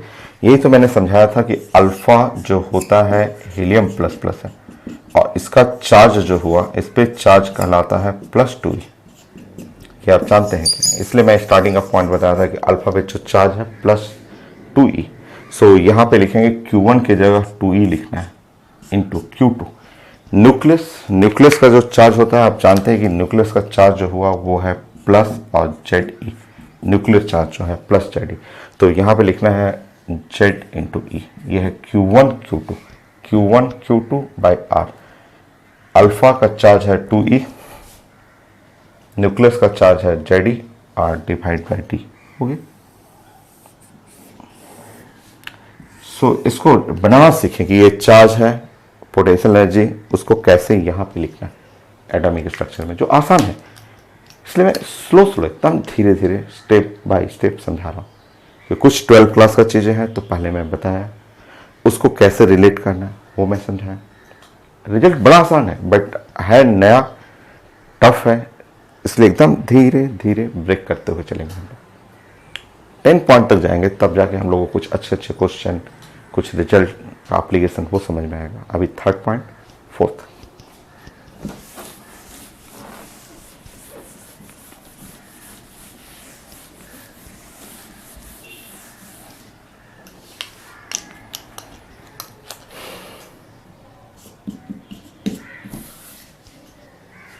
अब आप बताएंगे कुछ छोटा छोटा पॉइंट मुझे बताएंगे, ठीक।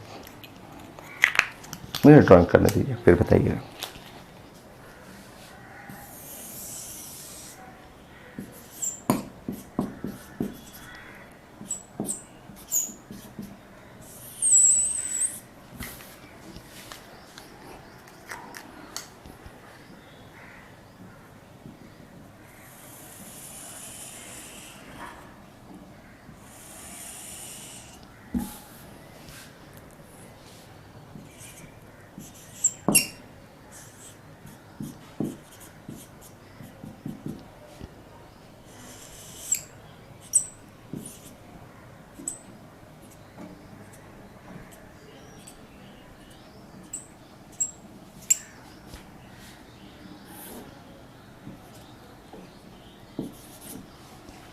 छोटा छोटा टर्म आप बताएंगे अभी।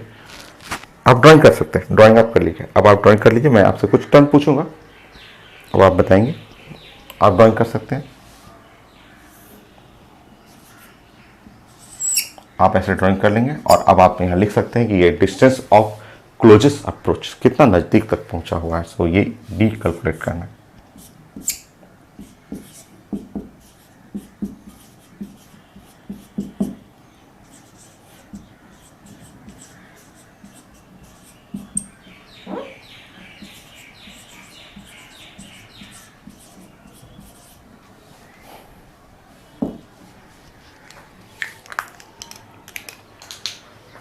सो आप नोट कर लीजिए, नोट कर लीजिए। फिर मैं आपसे कुछ टर्म पूछूंगा, कुछ छोटा छोटा थ्योरेटिकल बात पूछूंगा, फिर आप बताएंगे आप मुझे।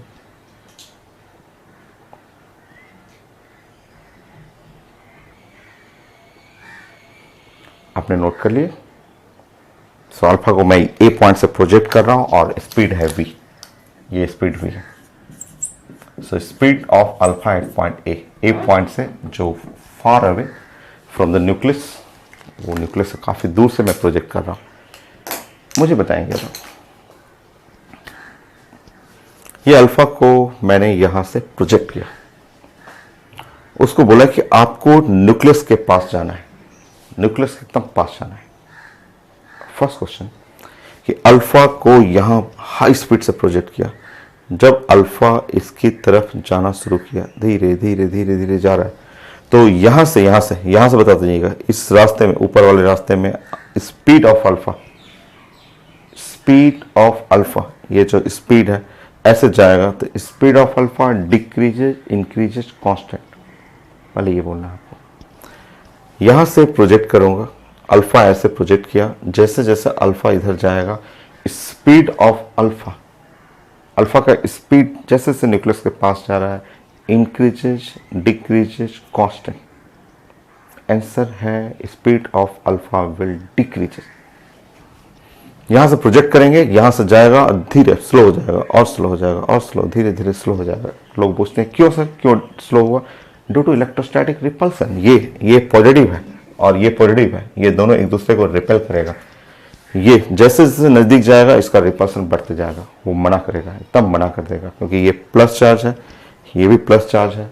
इलेक्ट्रोस्टैटिक रिपल्सन के चलते ये जो भगाएगा, उसको भगाएगा, तो इसका स्पीड घटना शुरू हो जाता है। Next point, next question. A से अल्फा गया, जैसे जैसे ए से बी की तरफ जाएंगे तो स्पीड घटते जाएगा। ये तो कंफर्म है, स्पीड घटेगा, स्पीड घटते जाएगा, स्पीड घटते जाएगा। और बी पॉइंट पे स्पीड 0। यहां से घटता घटता घटता घटता घटता घटता एकदम बी पॉइंट पे स्पीड 0, क्योंकि 0 होते ही रिटर्न बैक। ये तो 9th क्लास में हम लोग को स्कूल में सिखाया जाता था, कुछ ऐसे सिखाया जाता था कि बॉल को मैं प्रोजेक्ट करूंगा, बॉल को ऊपर प्रोजेक्ट करूंगा स्पीड वी से, तो जैसे जैसे जैसे जैसे ऊपर जाएगा उसका स्पीड घटते रहेगा और इस पॉइंट पे स्पीड 0 हो जाएगा, और स्पीड 0 होने के बाद वो रिटर्न बैक, वो नीचे की तरफ रिटर्न बैक कर जाएगा। तो 9th क्लास का ऐसे बोला जाता था, स्कूल में खूब क्वेश्चन था। 9th क्लास की बॉल को ऐसे ऊपर प्रोजेक्ट करते थे, तो जैसे ऊपर फेंके तो ऊपर जाते हैं, जैसे ऊपर जाएगा स्पीड घटते जाएगा और हाईएस्ट पॉइंट पे स्पीड 0, और उसके बाद फिर रिटर्न बैक, जमीन पे फिर गिरना शुरू हो जाता। सेम चीज तो है, सेम चीज। सो अब यहां पे देखेंगे, फिर से बताएंगे। ए से गया, ए से प्रोजेक्ट किया, ए से बी की तरफ भेजा और बी की तरफ जा रहा है, ए से बी की तरफ, तो speed of alpha will decrease due to repulsive force. और जैसे ही बी पॉइंट पे आया, speed of alpha at point B point पे स्पीड 0, स्पीड 0, तो बी पॉइंट पे तो काइनेटिक एनर्जी 0। पॉइंट बी पे आप बोल रहे हैं बी पॉइंट पे स्पीड 0, तो बी पॉइंट पे kinetic energy half mv² 0। B point पे पोटेंशियल एनर्जी, पॉइंट बी पे पोटेंशियल एनर्जी है ना, है, यही तो है अल्फा न्यूक्लियस, ये बी पॉइंट है, टी है, बी पॉइंट पे potential energy kinetic energy zero हो जाएगा, पोटेंशियल एनर्जी जीरो नहीं होगा। ठीक है, ये पूछा जाता है कि बी पॉइंट पे क्या जीरो है, क्या जीरो नहीं है। ठीक है, सो अब आप समझ रहे होंगे, नहीं समझ में आया होगा फिर से वीडियो देखेंगे दोबारा। ये टफ है इसलिए आप इसको बार बार रिपीट करते रहेंगे।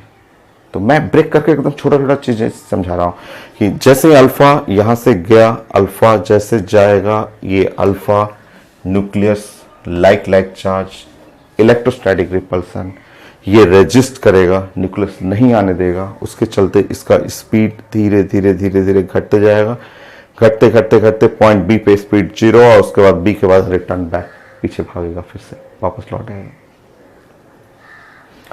बी पॉइंट पे स्पीड जीरो, बी पॉइंट पे kinetic energy zero, B point पे पोटेंशियल एनर्जी जीरो नहीं होगा। ठीक है, ये मैंने बना रखा है, जरूरत पड़ता है इसका तो। ठीक है, कैसे बनाया है सब समझिएगा, साइंस को समझना है, रटना नहीं है आपको। चलिए अब आप नोट करेंगे, ड्राइंग कर लेंगे, और ड्राइंग कर करके ये आप बना लेंगे, ऐसे बना लेंगे।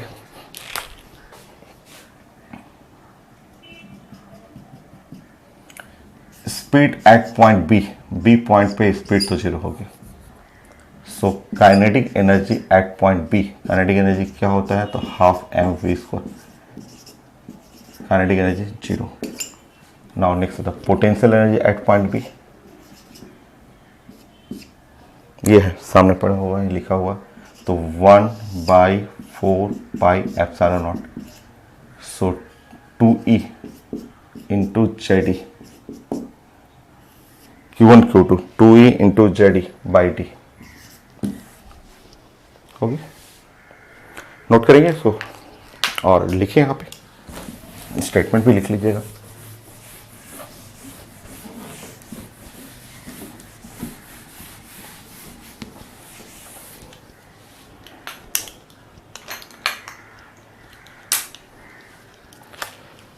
सो V लिख लेंगे, V the speed of alpha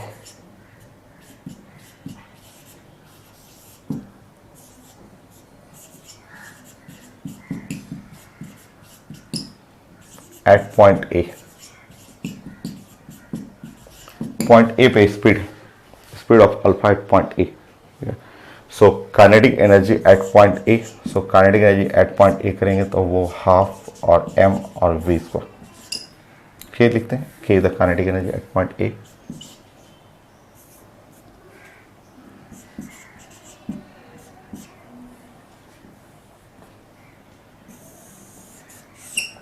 हो गया। नाउ ए पॉइंट बना लेंगे और यहाँ पे बी बना लेंगे, ऐसे बना लेंगे, स्पीड ऐसे बड़ा कर लेंगे, थोड़ा छोटा कर लेंगे और छोटा कर लेंगे और छोटा, ऐसे करते हुए ऐसे जाएंगे।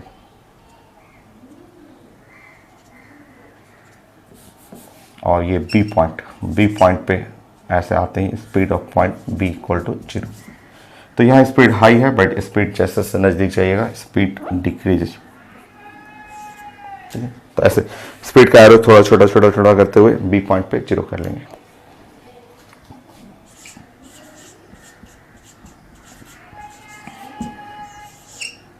Decreases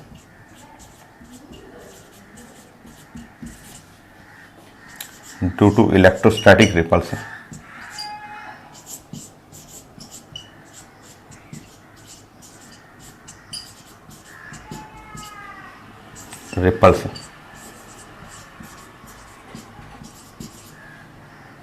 between alpha and nucleus,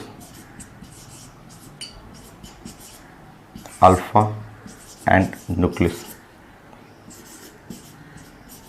so दोनों लाइक चार्ज है, दोनों पॉजिटिव चार्ज है, उसके चलते इनमें इलेक्ट्रोस्टैटिक रिपल्सन होगा, इसके चलते स्पीड धीरे धीरे घटने लगता है। नोट कर लेंगे, ये सब पॉइंट है आपका। 10 पॉइंट लगेगा इसमें, इसके आगे फॉर्मूला बन जाएगा, बट उसको अप्लाई करने में आपको बहुत चीजें सीखना आगे।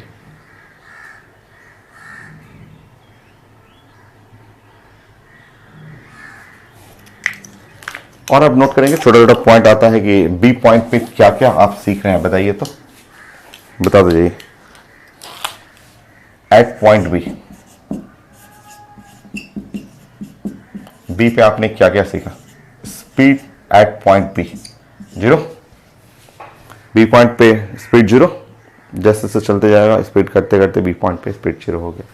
ठीक, बताइए अगर स्पीड जीरो है तो kinetic energy at point B वो भी जीरो होगी। फोर्स को जीरो मत करिएगा, force at point B zero मत करिएगा, एग्जाम में आता है तो फोर्स जीरो नहीं है, क्योंकि बी पॉइंट पे आप देख रहे हैं कि ये जैसे ही बी पॉइंट पे पहुंचेगा ये प्लस है और ये भी प्लस है, दोनों के बीच में ऐसे फोर्स लगेगा। फोर्स जीरो नहीं है बी पॉइंट पे, और फोर्स इज इक्वल टू क्या होता है, मास इनटू एक्सेलरेशन।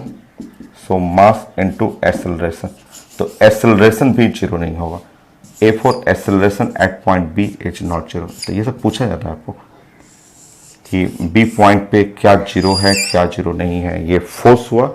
और A for acceleration at point B, acceleration of alpha at point B.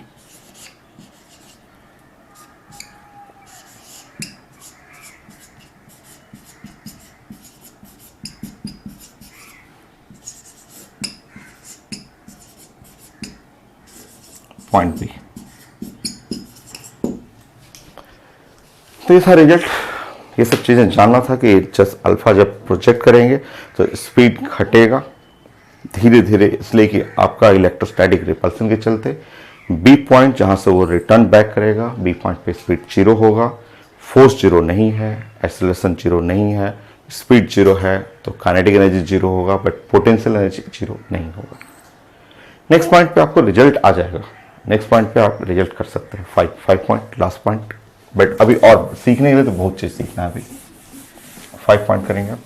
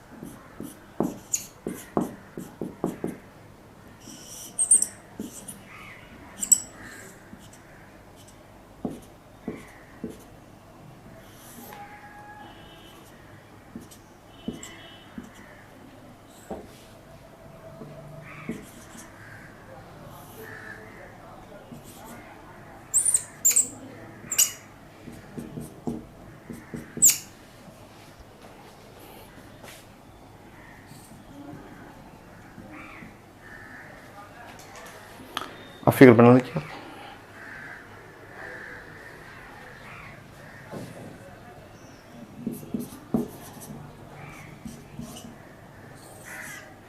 So B पे पोटेंशियल एनर्जी जानते हैं,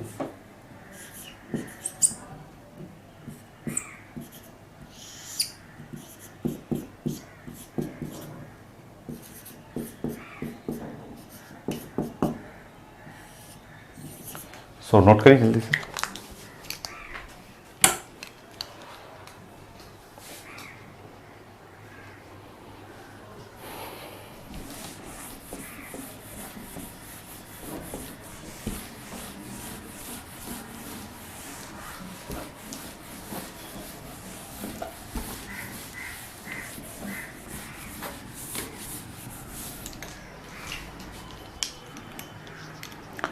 अब यहाँ से डिस्टेंस ऑफ क्लोजेस्ट अप्रोच आपका आ जाएगा। अब क्या करना है देखिए, आपको लास्ट पॉइंट, ऐसे तो एक लाइन में मैं बना सकता था, बट आपके लिए स्लो स्लो समझाना था आपको कि क्या क्या हो रहा है इस प्रोसेस में। सो आपको last point, from conservation of energy, आपको एनर्जी बस कंजर्व करना है। एनर्जी कंजर्व करना है कि देखिए पॉइंट ए पे जो जितना आपका जो अल्फा चल रहा था उसके पास काइनेटिक एनर्जी है, पॉइंट ए पे काइनेटिक एनर्जी है, या हाफ एम भी स्क्वायर कर सकते हैं। ये सारा काइनेटिक एनर्जी जैसे जैसे बी पॉइंट पे जाइएगा, यहां तो बी पे काइनेटिक एनर्जी क्या हो गया, जीरो। काइनेटिक एनर्जी के से भी लिख सकते हैं, या kinetic energy at point B लिख सकते हैं। बी पे काइनेटिक एनर्जी क्या हुआ आपका, जीरो। ठीक है, सो जो भी काइनेटिक, देखिए एनर्जी कंजर्व करना है कि यहाँ का सारा काइनेटिक एनर्जी, इस जगह काइनेटिक एनर्जी जैसे जैसे नजदीक जाएंगे तो वो सारा काइनेटिक एनर्जी जीरो, और सब एनर्जी कन्वर्ट हो गया किसमें, पोटेंशियल एनर्जी में। यहाँ का जितना काइनेटिक एनर्जी है, जो भी काइनेटिक एनर्जी है, इस पॉइंट बी पे जाते जाते वो सब पोटेंशियल एनर्जी में कन्वर्ट कर गई। सो यहाँ का एनर्जी और यहाँ का एनर्जी इक्वेट कर लेंगे। यहाँ पे काइनेटिक एनर्जी है और ये सारा कन्वर्ट कर गया पोटेंशियल में। So from conservation of energy कर लेंगे। सो के भी लिख सकते हैं, kinetic energy at point A या kinetic energy at point B, जैसे लिखना हो आपको। बी पे तो 0 है आपका। So last line, from conservation of energy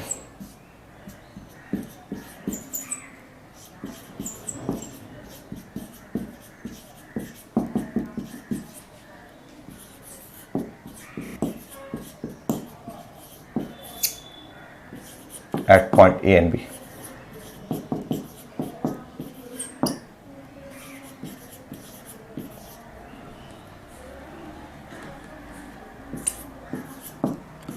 So A and B, A point पे, B पॉइंट पे आपको एनर्जी कंजर्व करना है। At point A, at point B energy conserve करिएगा। So kinetic energy at point A वो convert हो गया potential energy at point B। इसका सारा एनर्जी यहाँ पे B के पोटेंशियल में कन्वर्ट हो गया। सो यहाँ आप लिखेंगे K और यहाँ लिखेंगे 1/4πε0। अब इनको मल्टीप्लाई करेंगे तो 2ZE² divide by D, cross कर लेंगे। So distance of closest approach D चाहिए, तो वो हो गया 1/4πε0 और 2ZE² बाई K। देखिए यह है डिस्टेंस ऑफ क्लोजेस्ट अप्रोच। इसको बाकी कई फॉर्म में हम प्रेजेंट करेंगे, आप नोट कर लेंगे पहले।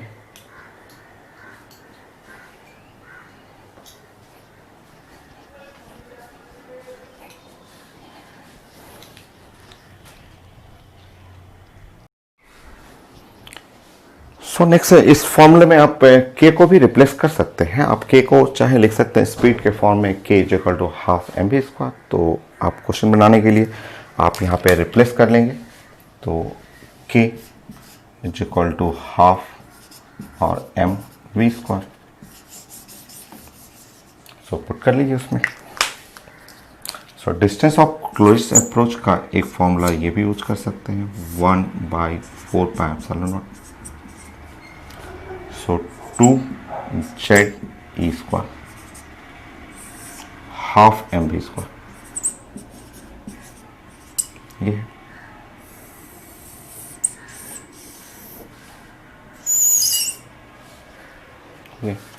क्वेश्चन मैं प्रैक्टिस कराऊंगा कि कैसे क्वेश्चन बनाना होता है, क्या क्या क्वेश्चन आता है, वो सब मैं डिस्कस करूंगा। सो ये एक फॉर्मूला हुआ, कोई रटना नहीं है, ठीक है। साइंस को समझना है, स्टेप बाय स्टेप मैंने समझाया है। बुक में डायरेक्ट ये रिजल्ट रहता है, लोग याद करने के लिए बोलते हैं, बट याद नहीं करना है, आपको एक एक लाइन समझना है, ठीक है। क्योंकि आईटी क्वेश्चन में बहुत वेरिएशन होता है। जैसे आप यहाँ पढ़ रहे अल्फा पार्टिकल, वहाँ पे अल्फा की जगह प्रोटॉन को ही प्रोजेक्ट कर देता है, लोग चेंजेस होता है बहुत सारा, तो वो मैं सिखाऊंगा। समझे रखिएगा, साइंस को एक एक पॉइंट समझ रहे हैं तब तो कहीं दिक्कत नहीं होगा, तुरंत बना लीजिएगा, ठीक है। अच्छा, नेक्स्ट चांसेस क्या होता है इसमें, अब मैं इसको मिटा रहा हूँ और यहाँ पे क्वेश्चन में क्या क्या वेरिएशन होगा। तो 5, एक पॉइंट और नोट करेंगे, 1-2 पॉइंट और है, फिर उसके बाद क्वेश्चन प्रैक्टिस करना है। तो 5 और 6, अगर यहाँ अल्फा प्रोजेक्ट कर रहे हैं और अल्फा प्रोजेक्शन करते समय यहाँ V0 लिखा हुआ, V0 is the potential of, speed नहीं लिखा हुआ, पोटेंशियल ऑफ अल्फा पार्टिकल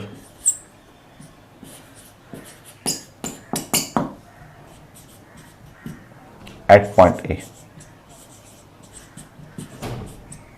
तो पॉइंट ए पे पोटेंशियल लिखा हुआ, आप नोट करिए पोटेंशियल। ये भी नया है आपके लिए, ये भी पोटेंशियल जो है नया टर्म।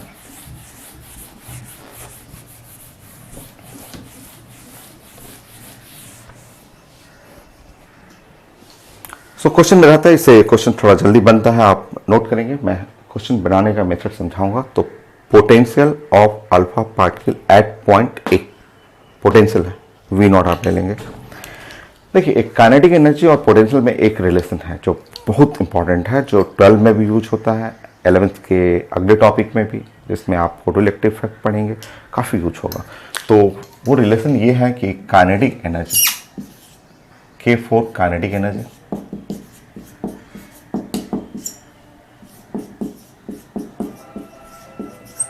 और अगर Q लिख रहे हैं चार्ज,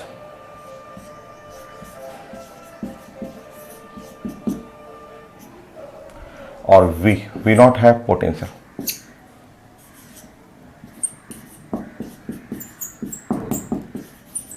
सो ये काइनेटिक एनर्जी जो साइंस में होता है वो होता है Q और इनटू द V नॉट। ये एक बड़ा फेमस रिजल्ट है जो काफ़ी हम लोग को यूज करना है, कई टॉपिक में हम लोग पढ़ेंगे इसको। अच्छा, अल्फा के लिए आप पढ़ेंगे अल्फा। अगर अल्फा पार्टिकल के लिए आप जानते हैं अल्फा पार्टिकल का हीलियम प्लस प्लस बोलते हैं, और इसका काइनेटिक एनर्जी पढ़ेंगे तो चार्ज इसमें होता है 2e into the V naught. क्यों? अल्फा का चार्ज जो होता है 2e होता है, आप पढ़ चुके हैं। सो ये जो काइनेटिक एनर्जी का जो फॉर्मूला है ना, उस जगह आप रिप्लेस कर लेंगे, उससे भी एक छोटा फॉर्मूला और आ जाएगा। So distance of closest approach जो है ये आपका रिजल्ट है जो 1/4 pi epsilon not. Q1 Q2, Q1 में 2e है, Q2 में Ze है, और डिवाइड बाई यहाँ नीचे काइनेटिक एनर्जी। रिप्लेस करिए।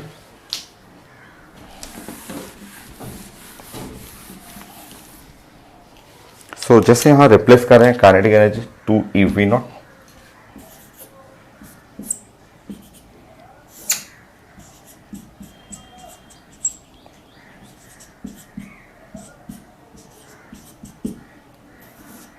सो 2e into V naught replace कर लीजिएगा। सो 2e कट जाएगा, यहाँ पे ये 2e और 2e कट जाएगा, और डिस्टेंस ऑफ क्लोजेस्ट अप्रोच का एक फॉर्मूला आ गया, इसको आप लिख सकते हैं 1/4 पाई एप्सिलॉन नॉट। ये कांस्टेंट टर्म है, ई भी कांस्टेंट टर्म है, और इनटू ऊपर में जेड और divide by V naught. Z और वी नॉट वेरिएबल है, तो इस फॉर्म में आप लिख सकते हैं। तो ये भी एक फॉर्मूला है डिस्टेंस ऑफ क्लोजेस्ट अप्रोच का। इसको और छोटा करूंगा मैं, नोट कर लीजिए आप।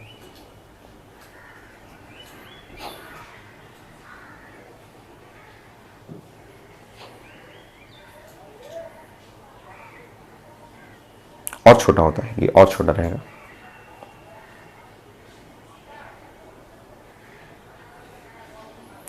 सो है फॉर्मूला, फंडामेंटल फॉर्मूला यही है। मेन फॉर्मूला तो यही हुआ कि एनर्जी कंजर्व करना था आपको। अब इसको क्वेश्चन के अकॉर्डिंग जैसा जैसा क्वेश्चन रहेगा उसके हिसाब से हम लोग फ्रेम कर रहे हैं कि काइनेटिक एनर्जी की जगह अगर पोटेंशियल रहेगा तो एक नया फॉर्मूला ही आएगा। आप नोट कर लिए हैं, तो मैं ऊपर में इसको मिटा के और लिखना चाह रहा था, सो मैं ऊपर मिटा रहा हूँ, और इसी फॉर्मूला को और थोड़ा सा और इजी फॉर्म में मैं लिखूंगा, क्योंकि ये टर्म है, फर्स्ट टर्म तो कांस्टेंट है 9 इंटू 10⁻9 ऐसा यूनिट हुआ। सेकेंड टर्म भी कांस्टेंट है 1.6 इंटू 10⁻90 ऐसा यूनिट है, तो मीटर हो गया, ऊपर में हो गया जेड और नीचे में हो गया V naught. Next, so 9 multiply by 1.6 करेंगे तो यहाँ 14.4 हो गया, और 10⁻10 हो जाएगा।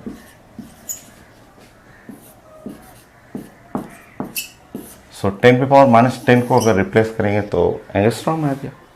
सो ये एक नया फॉर्मूला आ गया डिस्टेंस। क्वेश्चन इससे भी हम लोग बनाते हैं, इससे थोड़ा जल्दी बन जाता है क्वेश्चन। सो ये है एंगस्ट्रॉम इनटू ऊपर में जेड बाई वी नॉट। तो ये एक फॉर्मूला आप नोट कर लेंगे, कई क्वेश्चन में हम लोग ये फॉर्मूला यूज करेंगे। मैं एप्लीकेशन सिखाऊंगा आपको, एप्लीकेशन में बताऊंगा। है यही वाला फॉर्मूला, इसी को मैं न्यूमेरिकल वैल्यू, इसको कांस्टेंट दोनों है, उस कांस्टेंट को हटा दे रहा हूँ, और 14.4 angstrom into Z by V naught. Next,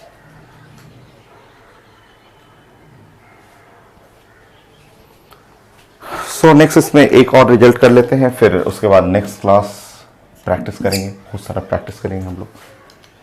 next note करिए। तो हमारे अल्फा पार्टिकल का ऐसे कई बार लिखा रहता है पेपर में कि अल्फा पार्टिकल का डी ब्रॉगली वेवलेंथ ऐसे लिखा रहेगा, यहाँ से यहाँ के बीच में एक लैम्डा दे देगा। कुछ क्वेश्चन में आता है डी ब्रॉगली वेवलेंथ। सब टर्म नए नए हैं, सब 9th-10th में एकदम नहीं था टर्म, तो इसलिए मैं बताया कि ये टफ है, क्योंकि ये पहले एकदम नहीं पढ़ा हुआ है। बट जो टफ होता है वही तो आता है ना, उसी से तो आप डॉक्टर इंजीनियर बनेंगे। नहीं तो स्कूल पास करना है तो एनसीईआरटी का लेक्चर 1 2 3 4 एनफ है। तो स्कूल पास करने के लिए तो बस वो एनसीईआरटी पढ़ लीजिए, काफ़ी है। बट अगर आपको एम्स में जाना है, आईआईटी में जाना है, नीट क्वालिफाई करना है, तो ये सब चीज़ें जानना पड़ेगा। और आएगा ये आगे तो आना ही है। आगे तो सब डी ब्रॉगली, ये एक साइंटिस्ट थे जिन्होंने एक वेवलेंथ बनाया था। तो आप नोट करेंगे कि सेम क्वेश्चन में अगर लैम्डा लिखा रहेगा, डी ब्रॉगली ऐसे लिखते हैं, डी छोटा बी बड़ा लिखते हैं, डी ब्रॉगली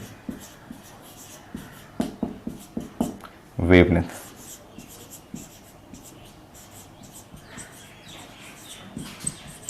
अगर डी ब्रॉगली वेवलेंथ से क्वेश्चन फ्रेम किया जाएगा, डिस्टेंस ऑफ क्लोजेस्ट अप्रोच बनाना है तो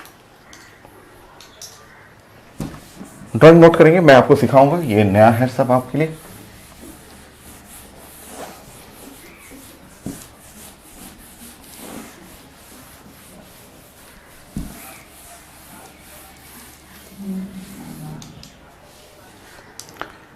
सो डी ब्रॉगली वेवलेंथ पढ़ेंगे आप, और एटॉमिक स्ट्रक्चर में ही लास्ट में है।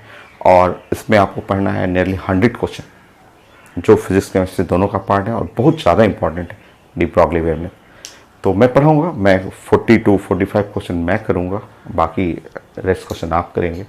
तो वहाँ जब डी ब्रॉगली वेवलेंथ हम लोग पढ़ेंगे ना, तो वहाँ एक फॉर्मूला होता है de Broglie wavelength lambda is equal to H by √2 km, 2 और k और m। यह है डी ब्रॉगली वेवलेंथ। एच एक साइंटिस्ट, एच सबसे ज़्यादा यूज होगा, प्लैंक्स कांस्टेंट।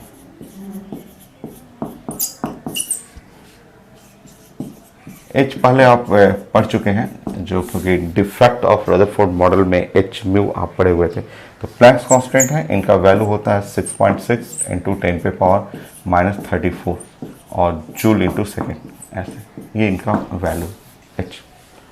अगर आप इस इक्वेशन को स्क्वायर कर लें, अगर स्क्वायर कर लेंगे तो लैम्डा स्क्वायर हो गया, और यहाँ पे हो गया एच स्क्वायर और डिवाइड बाई 2 और k और m। क्रॉस कर लें, k को इधर लेफ्ट कर लेंगे और k को जैसे ही लेफ्ट साइड करेंगे तो k equal to H square by 2 और m लैम्डा स्क्वायर आ गया k। और आप जानते हैं डिस्टेंस ऑफ क्लोजेस्ट अप्रोच, आप जानते हैं कि इसका फॉर्मूला होता है 1/4πε0 Q1 Q2। तो चार्ज है 2e, नेक्स्ट चार्ज है Ze और divide by kinetic energy k।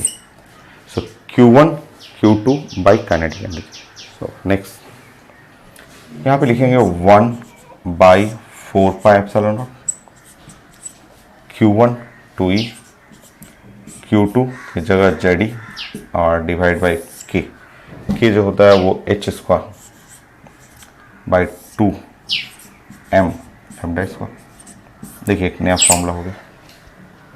सो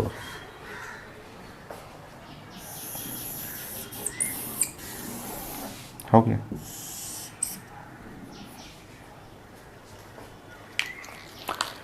तो था नया रिलेशन आपको डी ब्रॉगली के फॉर्म में डिस्टेंस ऑफ क्लोजेस्ट अप्रोच। सो ये मेरा रिजल्ट तो हो गया, रिजल्ट मैंने आज कंप्लीट कर दिया। जो डिस्टेंस ऑफ क्लोजेस्ट अप्रोच था, कितने पॉइंट हुए, 7 पॉइंट हुआ, ठीक है। बट अभी 5-6 क्वेश्चन मैं डिस्कस करूँगा, ठीक है। बट वो नेक्स्ट क्लास, तब तक आप इसको रिपीट करना है, खूब प्रैक्टिस कर लेना है, ठीक है। कैसे कैसे बनता है, रटना नहीं है, समझना है आपको, आपको समझ समझ के बनाना है यहाँ पे, ठीक है। सो प्रैक्टिस करके रखेंगे। नेक्स्ट क्लास मैं इसमें क्वेश्चन करूँगा और नेक्स्ट क्लास को कोशिश करूँगा कि रदरफोर्ड का जो कैलकुलेशन है फिनिश हो जाए, ख़त्म हो जाए, क्योंकि 1-2 पॉइंट और बचा हुआ है, तो नेक्स्ट क्लास हो ही जाएगा। अच्छा, मैं आपके लिए फिर लेक्चर 1 एटॉमिक स्ट्रक्चर का लेक्चर 1 जिसमें 50 क्वेश्चन होगा वो मैं अपलोड कर दूंगा, ठीक है। आपके ग्रुप, जो आपका बैच का ग्रुप है, उसमें मैं अपलोड कर दूंगा। थोड़ा सा टाइम लगेगा क्योंकि दिन भर मैं क्लास में ही बिजी रहता हूँ, बट फ्री होता हूँ तो मैं कर दूंगा, आज कर दूंगा, शाम तक कर दूंगा मैं। उसमें आप क्वेश्चन बना सकते हैं, लेक्चर 1 आपसे पूरा बनेगा, ठीक है। कुछ डिफ़िकल्ट क्वेश्चन इससे रिलेटेड है, वो हो सकता है नहीं बने, ठीक है। तो वेट करेंगे, नेक्स्ट क्लास तक हम लोग फाइनल करेंगे, ठीक है। सो आज के लिए यही था आपका एटॉमिक स्ट्रक्चर।